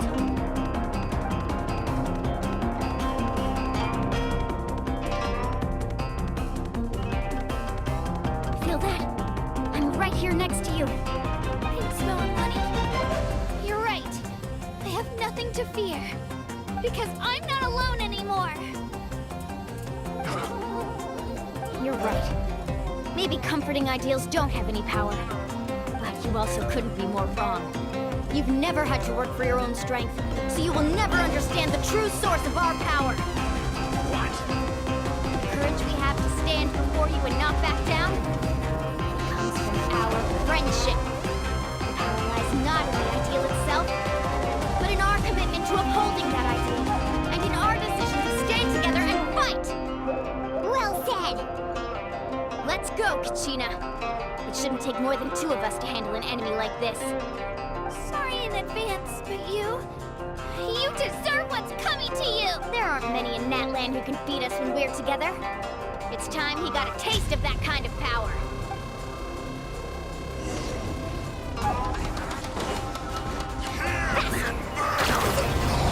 Catch an epic wave! To clear the area! Let's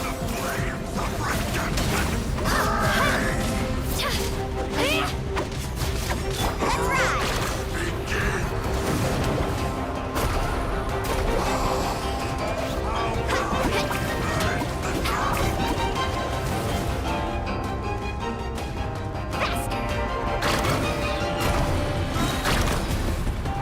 Check this out!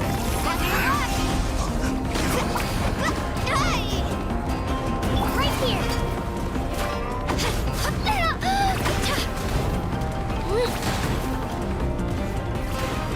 Need a surfboard? Carving waves!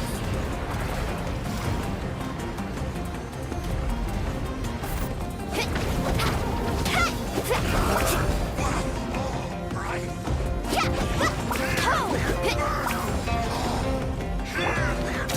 go, Twirly!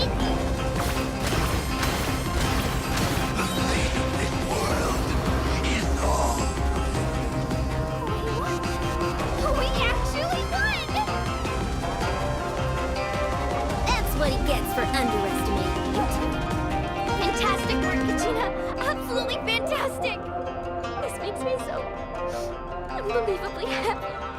I'm happy too, Moalani. Together we really are unstoppable! Huh? What's happening? My ancient name is glowing? But I thought... It's probably a projection from the real world. But that doesn't explain why it's glowing all of a sudden. Wait, does that mean you're...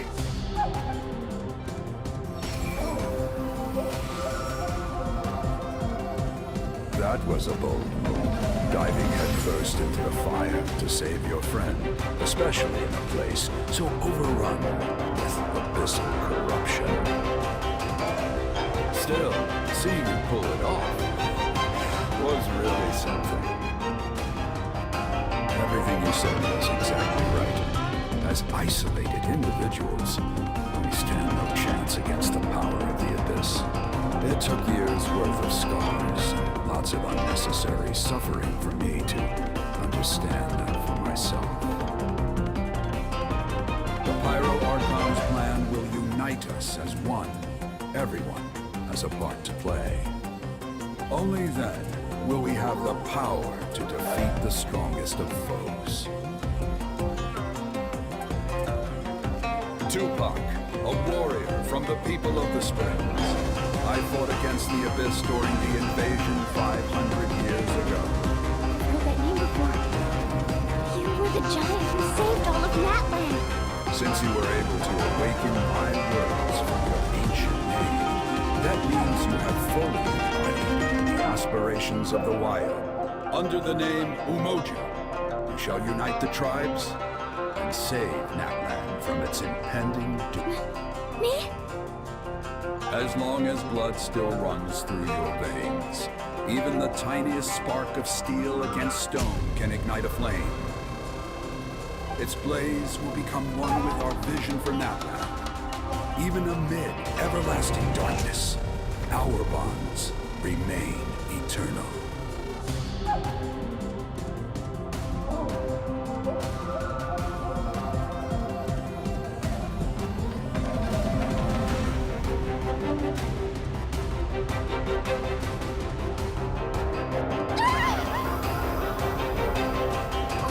What's wrong, Mommy?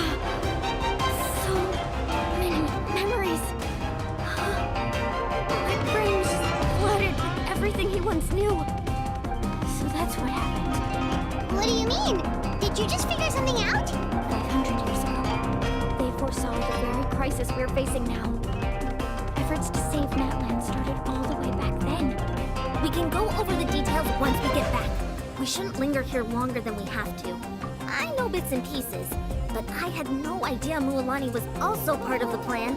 This sounds like something that's going to need a lot of explaining. Let's focus on saving the Wyatt first.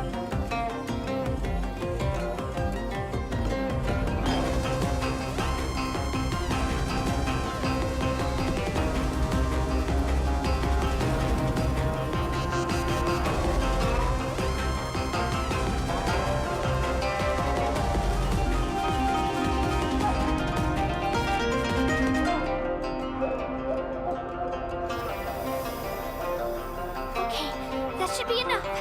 Wyatt? Can you hear me? I hear your voice, Kachina, my dear child. Great. Well then, I'm afraid it's time to say goodbye. I just wanted to make sure you were okay before we leave, but we can't afford to stay here any longer. I was going to ask why you bestowed an ancient name upon someone like me, but it's okay. I'll keep searching within myself for the answer. I'll never stop trying to improve my strength. One day, I'll live up to the hero you saw in me. You are already an outstanding child in my eyes, Kachina. No matter what happens. You are all my most beloved children. It has always been my honor to protect and nurture you. Your ancient name is just that. A name. Much like your parents chose to name you Kachina, I also gave you a name, but it need not define you. Focus on who you want to be. You are already worthy of your name. Now, you need only devote yourself to becoming a better you. The story of your ancient name is for you to continue. Just like your parents, my love for you will never change. No matter what the future holds. Thank you, Wyatt. It gladdens me to see the Pyro Archon's plan move another step towards completion. But it is time for you to leave this place. The situation here is getting worse. Go now, my children. Save Natlan on behalf of all you hold dear. I know we've never met before, Wyatt, but I just wanted to say thank you for encouraging Kachina.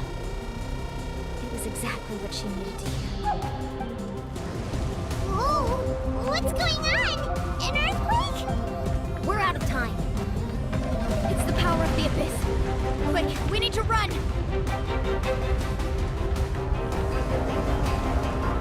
It's a Sealy! The Sealy opened the way for us!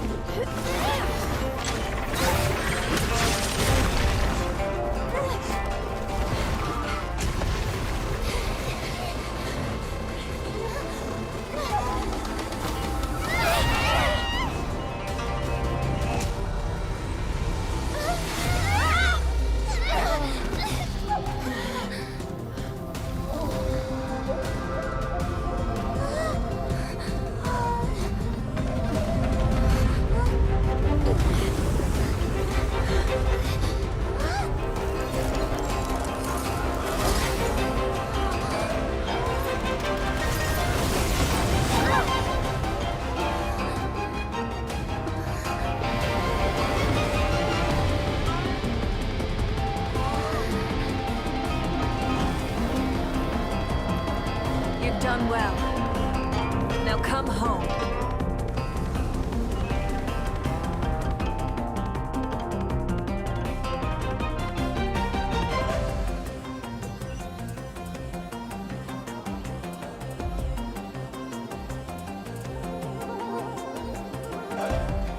We're back! The Pyro Archon saved us. But she's not here. Yeah, didn't she say she used it all up? She's still in the Speaker's Chamber. What we saw in the Night Kingdom was just her consciousness. So you're saying her consciousness did all that? Every great display of power comes at a price. You must feel terrible, Kachina. Just hold on. We'll get you to a doc. Let's get back to the stadium. The Pyro Archon said she'd have a doctor waiting for us. I recommend getting a full checkup, just to make sure no damage. Paimon feels okay. What about you, Traveler? Right. You always seem to do pretty well against the Abyss. Let's get going. We need to share what we learned in the Night Kingdom as well. Right. The Wyatt mentioned something about the Pyro Archon's plan. What is it exactly? I'll let her explain everything. We're all a part of the plan now. Every move we make from here on out will decide Natlan's ultimate fate.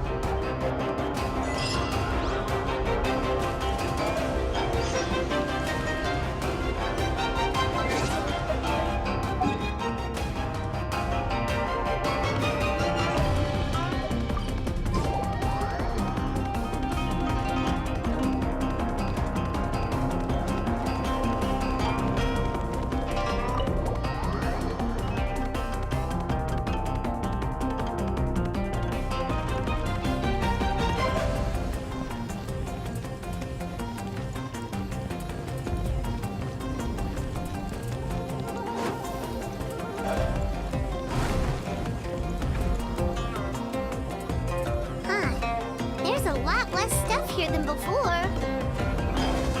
It's good to see you all here in one piece. I know you must have a lot of questions, but let Koichi check you over first. It's best not to let any lingering effects of the Abyss go untreated. Thank goodness you made it back. I came here as soon as the Pyro Archon told me about your plan. Take a seat, everybody. I'll examine you one by one.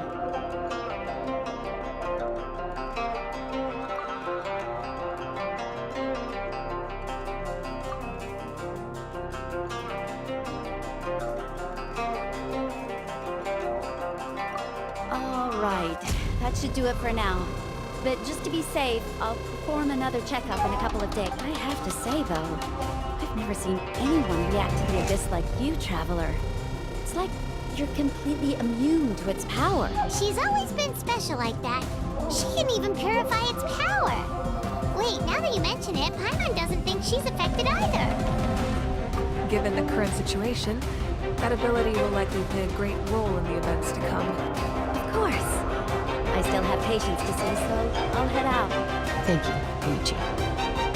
All right. We might not see eye to eye, but we both had good intentions. Just give it time. I'm sure we'll figure things out between us one day. Yeah. All right. There's so much to discuss, I don't even know where to begin. You've seen it for yourselves now. The devastation in the Night Kingdom. I'll get straight to the point. Natlan is on the verge of destruction. It's very possible our nation has less than a year before total devastation. Huh? No. That can't be true. That's right.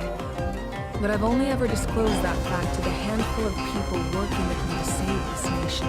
Our looming destruction is not a recent development, but the inevitable conclusion of the disaster the Abyss initiated 500 years ago. Lonnie told us a little bit about that. 500 years ago, all the nations of Teyvat were invaded by the Abyss. Unlike the other nations, Natlan never had stable and deep-rooted ley lines, so we suffered the worst of the invasion.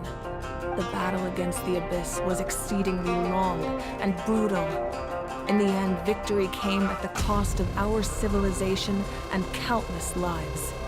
Even then, It took centuries of solving the disasters caused by the Abyss to finally achieve the peace we know today. And still, this is but a superficial victory. The forces of the Abyss have merely been driven back underground. Their threat to Natlan remains as real as ever.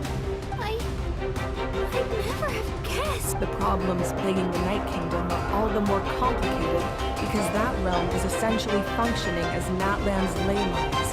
Immediately after the war, our calculations estimated that we would have a maximum of 500 years before the Night Kingdom was completely lost to the Abyss. But at that time, we were a nation destitute. Our people no longer believed in victory, nor did they hold hope for the future. Our civilization was dying, our faith crumbling, and the line of power passed down from the Wyab nearly severed. If we didn't bring the nation back together, it would be foolish to even dream of defeating the Abyss in the future. So, the Archon had a long and involved discussion with the heroes of each tribe, and finally came up with a 500-year-long plan to save Natlan. So that's what happened. After finding Kachina, I encountered a strange figure who gave me a series of new memories. Since the plan was mentioned in those memories, I guess I've been chosen to play an important role in it. But there's still something I don't understand.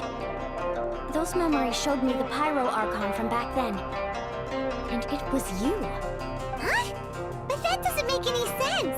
The Pyro Archon is supposed to be human. It's impossible for a human to live that long. That's right. The hardest thing for humans to overcome has always been time. Or rather, the natural limitations of our lifespan. A god can extend a human's life by using a certain amount of divine power, or subjecting them to a curse. But, as we all know, Natlan doesn't have gods like that. We can only rely on our own methods. A human life is like a flame destined to be extinguished.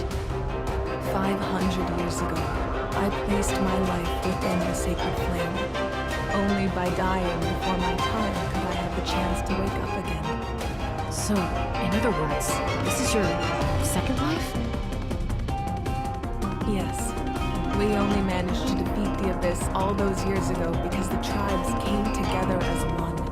If the Natlan of the future was to have a fighting chance, the Pyro Archons that came after the war had to rebuild the decimated tribes. The goal was to reunite the people and restore the strength of each tribe's Wyab. Once a tribe was back to its full strength, the tribe's Wyab would select a hero, indicating the tribe was once again ready for war. The Chosen would then stand by my side in defense of our nation, just like great heroes of old, 500 years ago. So that means I'm one of the Chosen? That's right. You bear the ancient name Umoja, the same one held by the hero from your tribe 500 years ago. It means unity. After your adventure in the Night Kingdom, I trust you've come to fully understand the meaning of that name. So in other words, you always knew who the Wyab were going to pick from each tribe? Yes. According to the plan, each tribe was supposed to have been fully restored by the time I awoke. But something went wrong along the way. The 6 heroes successfully inherited the ancient names from 500 years ago, but the intel regarding the plan wasn't passed on to them. Once again, it comes down to the deterioration of the Night Kingdom. Communication between the Sacred Flame and the Wyab has been blocked. Just like how the Ode of Resurrection failed to bring Kachina back. Exactly. It's just another tactic the Abyss is using against us. The Abyss may not possess intelligence, but its methods certainly aren't easy to counter. If we want to unblock that information from being passed on, my presence alone isn't enough. The ancient name-bearer must establish a greater connection to their name. So, I've tried my best to help them from the sidelines. Currently, Shalonin of the Children of Echoes, Kinich of the Scions of the Canopy, and Yansan of the Collective of Plenty have all been acknowledged by their names. During your adventure, you too earned the acknowledgement of your Wyab Mualani. In the process, you gained the memories stored within your name. But we have less than a year! Yes, but we have no choice. We cannot start the plan until all the heroes have been gathered. That's also why I haven't been able to take action despite the urgency of the situation. But if you knew this whole time, why didn't you just tell me about my role in all this? Wouldn't that make everything go a lot faster? Perhaps, but the opposite could also be true. Knowing your destiny too early could mean failing to realize your full potential. Just like your determination to save Kachina, I hope your commitment to this endeavor comes from your own strength of will, rather than a sense of obligation. So I suppose you're not going to tell us who the final two heroes are then? That's right. Their time is yet to come. Putting pressure on them beforehand will only hinder their development. I can only trust in the judgment of the Wyad. I have never believed I could solve this crisis alone. In fact, it was precisely because I chose to trust and rely on others that we managed to get this far. Natlan's salvation lies not in its Archon or any singular individual, but in us all. You're quite perceptive, aren't you?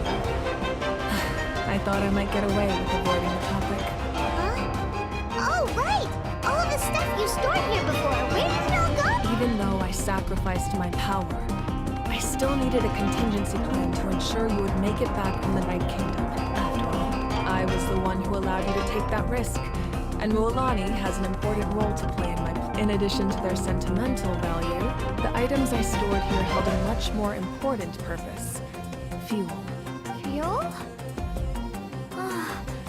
So back then, that's why you... Yes. The stories embodied by those items are certainly important, but there's an even more significant trait they all share. Every item belonged to a hero of Natlan. Over time, they became imbued with a certain amount of contending fire from being carried in battle. On their own, each item's power is limited, but together, their combined effect can prove quite useful in a dire situation. By burning those items, I was able to activate the contending fire stored within them to open the boundary between the two worlds. It was a rather crude approach, so all their power was depleted in an instant, as you can see. But weren't they all precious treasures? What about their stories? That's exactly why I dragged you all here. No matter what, I never wanted the Pyro Archon to have to use that power. I'm so sorry. You have nothing to be sorry for. You all deserve my thanks, actually. If you hadn't saved the totem pole, that area of the Night Kingdom would have been forever lost to the Abyss. And then, it would only be a matter of time before the Children of Echoes was met with disaster. Besides, when those heroes entrusted their belongings to me, or the Pyro Archon of their time, it was out of a desire to contribute to Natlan's survival. If they knew those items helped save the present-day heroes of Natlan, they would not mourn their loss. Even when you put it that way, I still feel bad. There's no need. Remember what I told you about time? The people and the events of the past are never truly lost to us. We simply carry them with us in a different form. In that sense, we didn't lose anything at all. If you still have regrets, let them fuel your resolve in the battles to come. Your deeds will become new legends and nurture new forms of power just like the items once stored here. Well, we'd still like to return the favor. Well, if that's the case, just treat me to a drink sometime. Now that Kachina has returned, we can finally hold the victory feast and celebrate your team's triumph in the Night Warden Wars. We can all use the rest, that's for sure. Plus, you'll be able to silence everyone who doubted you once and for all, Kachina. Still, now that I know the danger we're facing, having a victory feast doesn't feel right. Try not to let it get to you. It's important to stay calm. Worrying about it will only affect your judgment. All right, you should head out. I'll join you in a bit.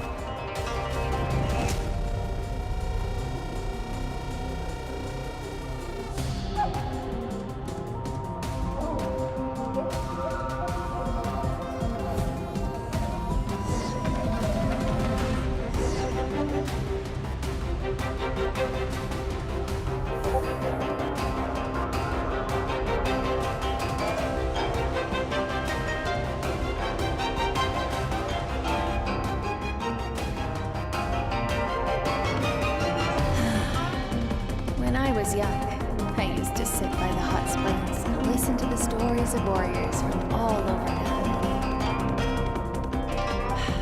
They attract people from all walks of life. Friends come easy here, no matter what tribe you're from. The people of the springs have never claimed the hot springs as their own private property. They are there to bring all hot spring buddies together. It's been really nice seeing the children of my tribe get older. It's helped me gradually understand the true value of the springs. I've witnessed their energy, their determination, their absolute passion for life.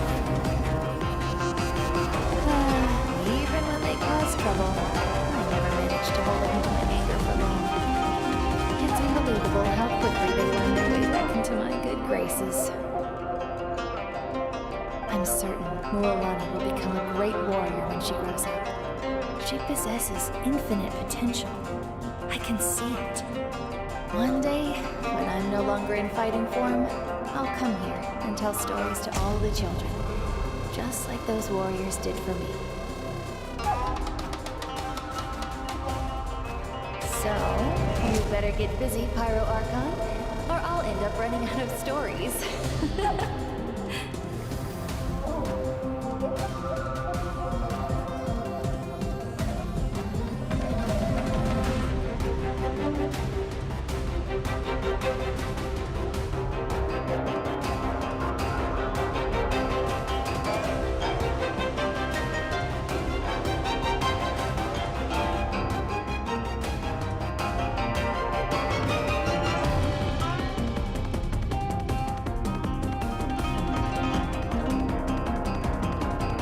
Our nation is engulfed in darkness. Our tribes stand divided, and yet you promise victory in the distant future. The Abyss is a cunning enemy, one that I faced in battle many times. Were that not the case, I would never understand exercising this degree of caution. My rage will never know absolution, and my power will no longer aid you in victory. But you came to me because you knew you could convince me with just a single sentence. I understand your choice. Heroes of today will forge the path ahead with blood and fire. Just remember to earn us the victory we owed. Otherwise, rest assured, I'll find a way to collect the debt. For Natlan.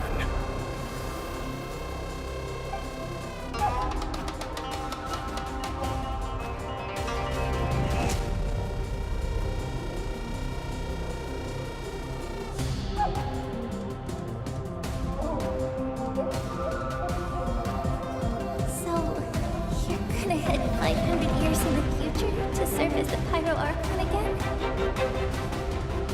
But what about the you from right now? You're just gonna die? You can't ask her those questions and expect her to answer, my dear. The decision is hers to make, and she deserves our support. We will do everything we can to rebuild the tribes. Don't you worry. Even across time, we will all do our part to fight for Natlan's future. Yeah, Mom's right. We'll always believe in you, sis. Oh, seriously though, Dad should be here. Where is he? I imagine he didn't know what to say, so he chose not to come at all. Don't take it to heart, my dear. That's just who he is.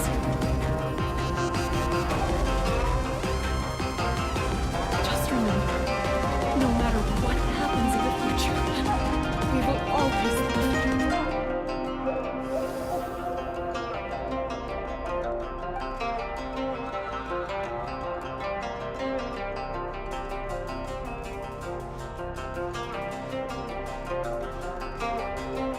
I'll come find you one day. I know I can't live that long, but I'll think of something. to be a way for us to meet again one day. If there's an answer out there somewhere, I'm gonna find it. So, don't forget about me.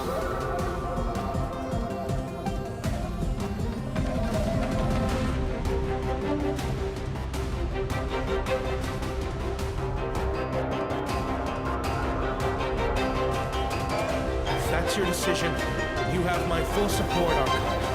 May our children live to see such a lovely sight. For Natlan!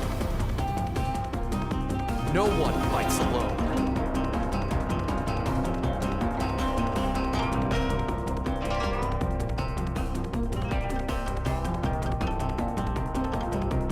The rules are my legacy. They shall grant us the strength to overcome the next tragedy. War forged the 6 tribes, taught us how to fight, instilled in us what it means to love. Who will be the one to bring this to an end?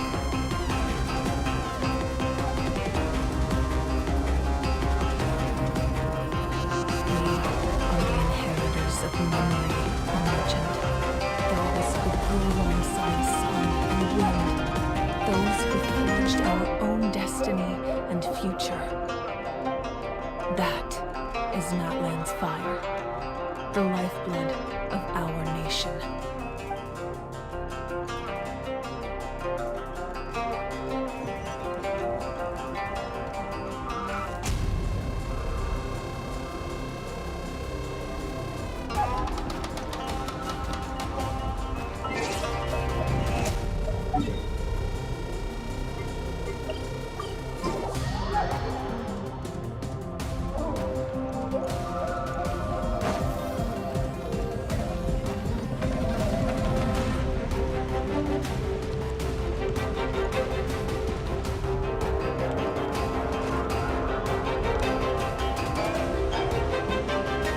Hey, Koichi! You here for the victory feast too? Oh no, I knew Chaska would be here, so I just came to deliver some medicine. I was about to leave, actually. It's not that I don't want to celebrate Kachina and the others. I'm so glad you made it back. It's just... I'll make things awkward if I'm around my sister right now. Ah, well, you two had a fight, so Paimon can understand. She didn't cause any trouble during your trip, right? Yeah, she was super helpful. She gave us a lot of useful information about the Abyss. That's good. That's all I needed to know. Is there a reason you asked? You were pretty outspoken when we first met, but now it's like you're holding something back. Maybe it seemed unreasonable, picking that fight with her before you left, but I did it for a reason. Her impulse to fight is extremely strong. Her mental strength helps her rein it in, but she still loses control sometimes. I had no idea what you might face in the Night Kingdom, so I didn't want to take any chances. So what you're saying is... Okay, so maybe it sounds a little stupid, but it works pretty well. It helps her keep her cool for a little while, at least. Anyway, I'm just glad you were able to make it back safe and sound. That's all I wanted. What? Do you really have to go that far? Can't you just talk it out? No way. Chaska never opens up about her own pain, especially to her family. She can't learn about this.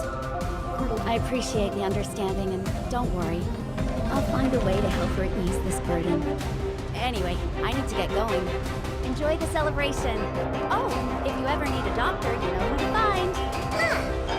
Who would have thought there was a deeper reason behind their arguing? In the end, it's all the Abyss's fault. Pirates had enough of them.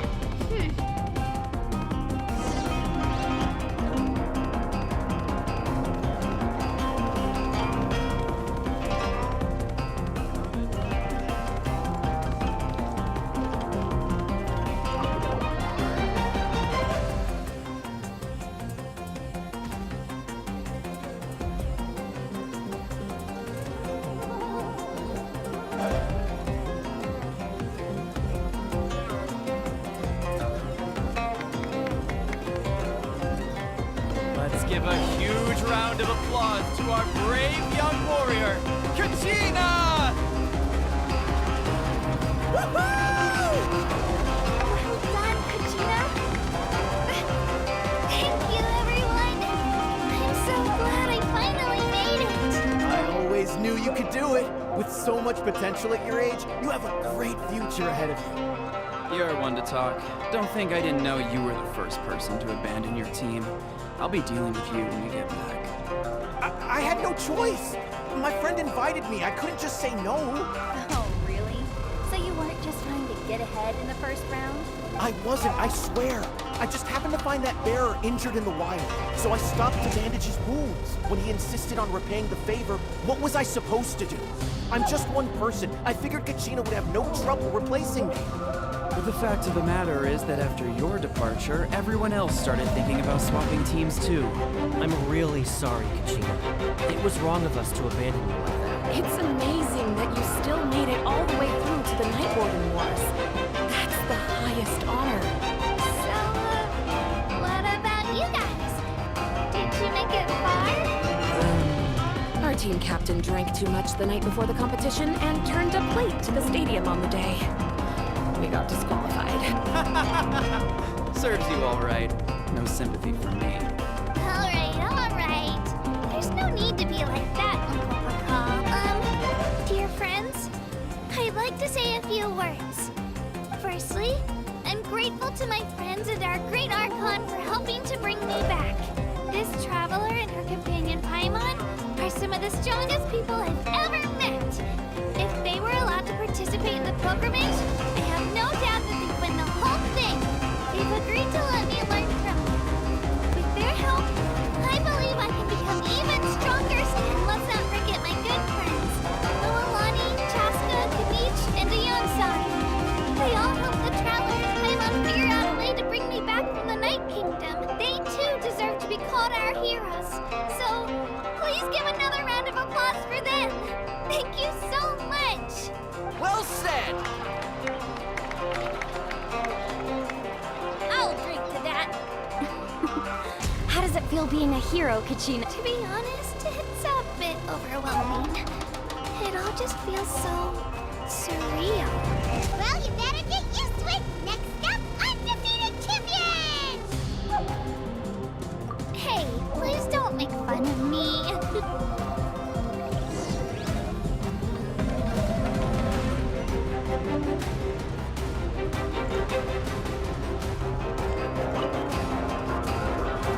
You're here. Have some fruit juice. I got it especially for you too. How did you know? That's Paimon's favorite! You look like you've still got questions. Ask away.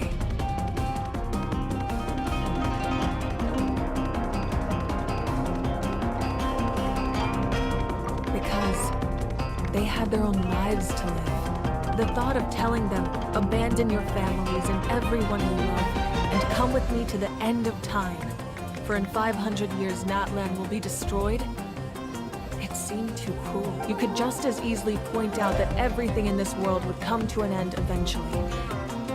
But life is short, and beyond a point, it just doesn't seem real. Imagine if I said, let's leave right now, and go save the sun because it'll flame out in a few million years. It would sound quite ridiculous. I couldn't make them shoulder that burden with me. Besides, every generation will have its heroes, this one included. The plan could still work without them, or, of course, without me. But since I was the one who came up with the plan, I felt duty-bound to see it through to the end. Paimon's suddenly remembering that portrait in your room. Was that your family from back then? Yes, it was. So when you asked me who my sister grew up to be, the truth is that very little information survives. From what I've been able to piece together, I can conclude with a reasonable degree of confidence that she ended up as an architect and artist. She played an instrumental role in rebuilding the scions of the Canopy tribe, designing and building many houses. But of course, none of her buildings are around anymore. Still, it was an impressive achievement, and I'm very proud of her. You feel lost, Keen. It seems to stir up feelings of regret in you. But this is something I have long since come to terms with. This is a war, and there can be no war without loss. I am already far more fortunate than those who lost their lives to the Abyss. The people of Natlan look to me as their Archon, and the weight of their expectations is mine to bear. I must see our fate through to the very end, no matter what I may find there. Yeah, doesn't that mean the way everything ends has already been written, including your plan? I suppose, but so what? Don't forget, time takes many forms. The past, present, and future coexist, and all are equally important. Even if the future ends in destruction, there's still no reason to give up on the here and now. And it's precisely because we humans cannot know our fate that we will never give up on our struggle. This is a pivotal moment. We are still 2 heroes short. Well, 3 to be precise. There's one further hero who I'm hoping to get on my side. Your resistance to the corrupting power of the Abyss is truly remarkable.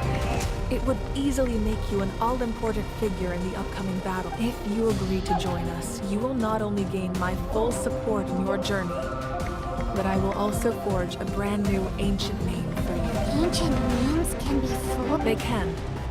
Several strict conditions must be met, but if they couldn't be forged at all, then the number of them in circulation would have long dwindled to 0.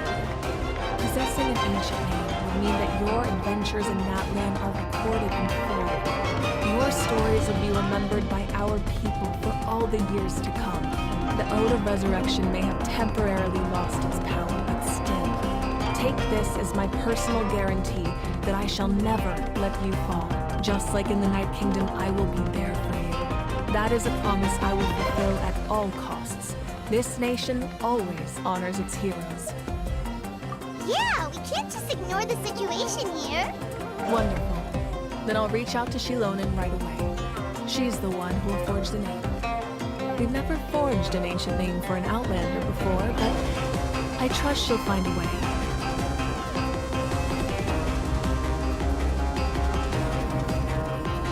My lord, we've received word that the Pyro Archon has lost much of it.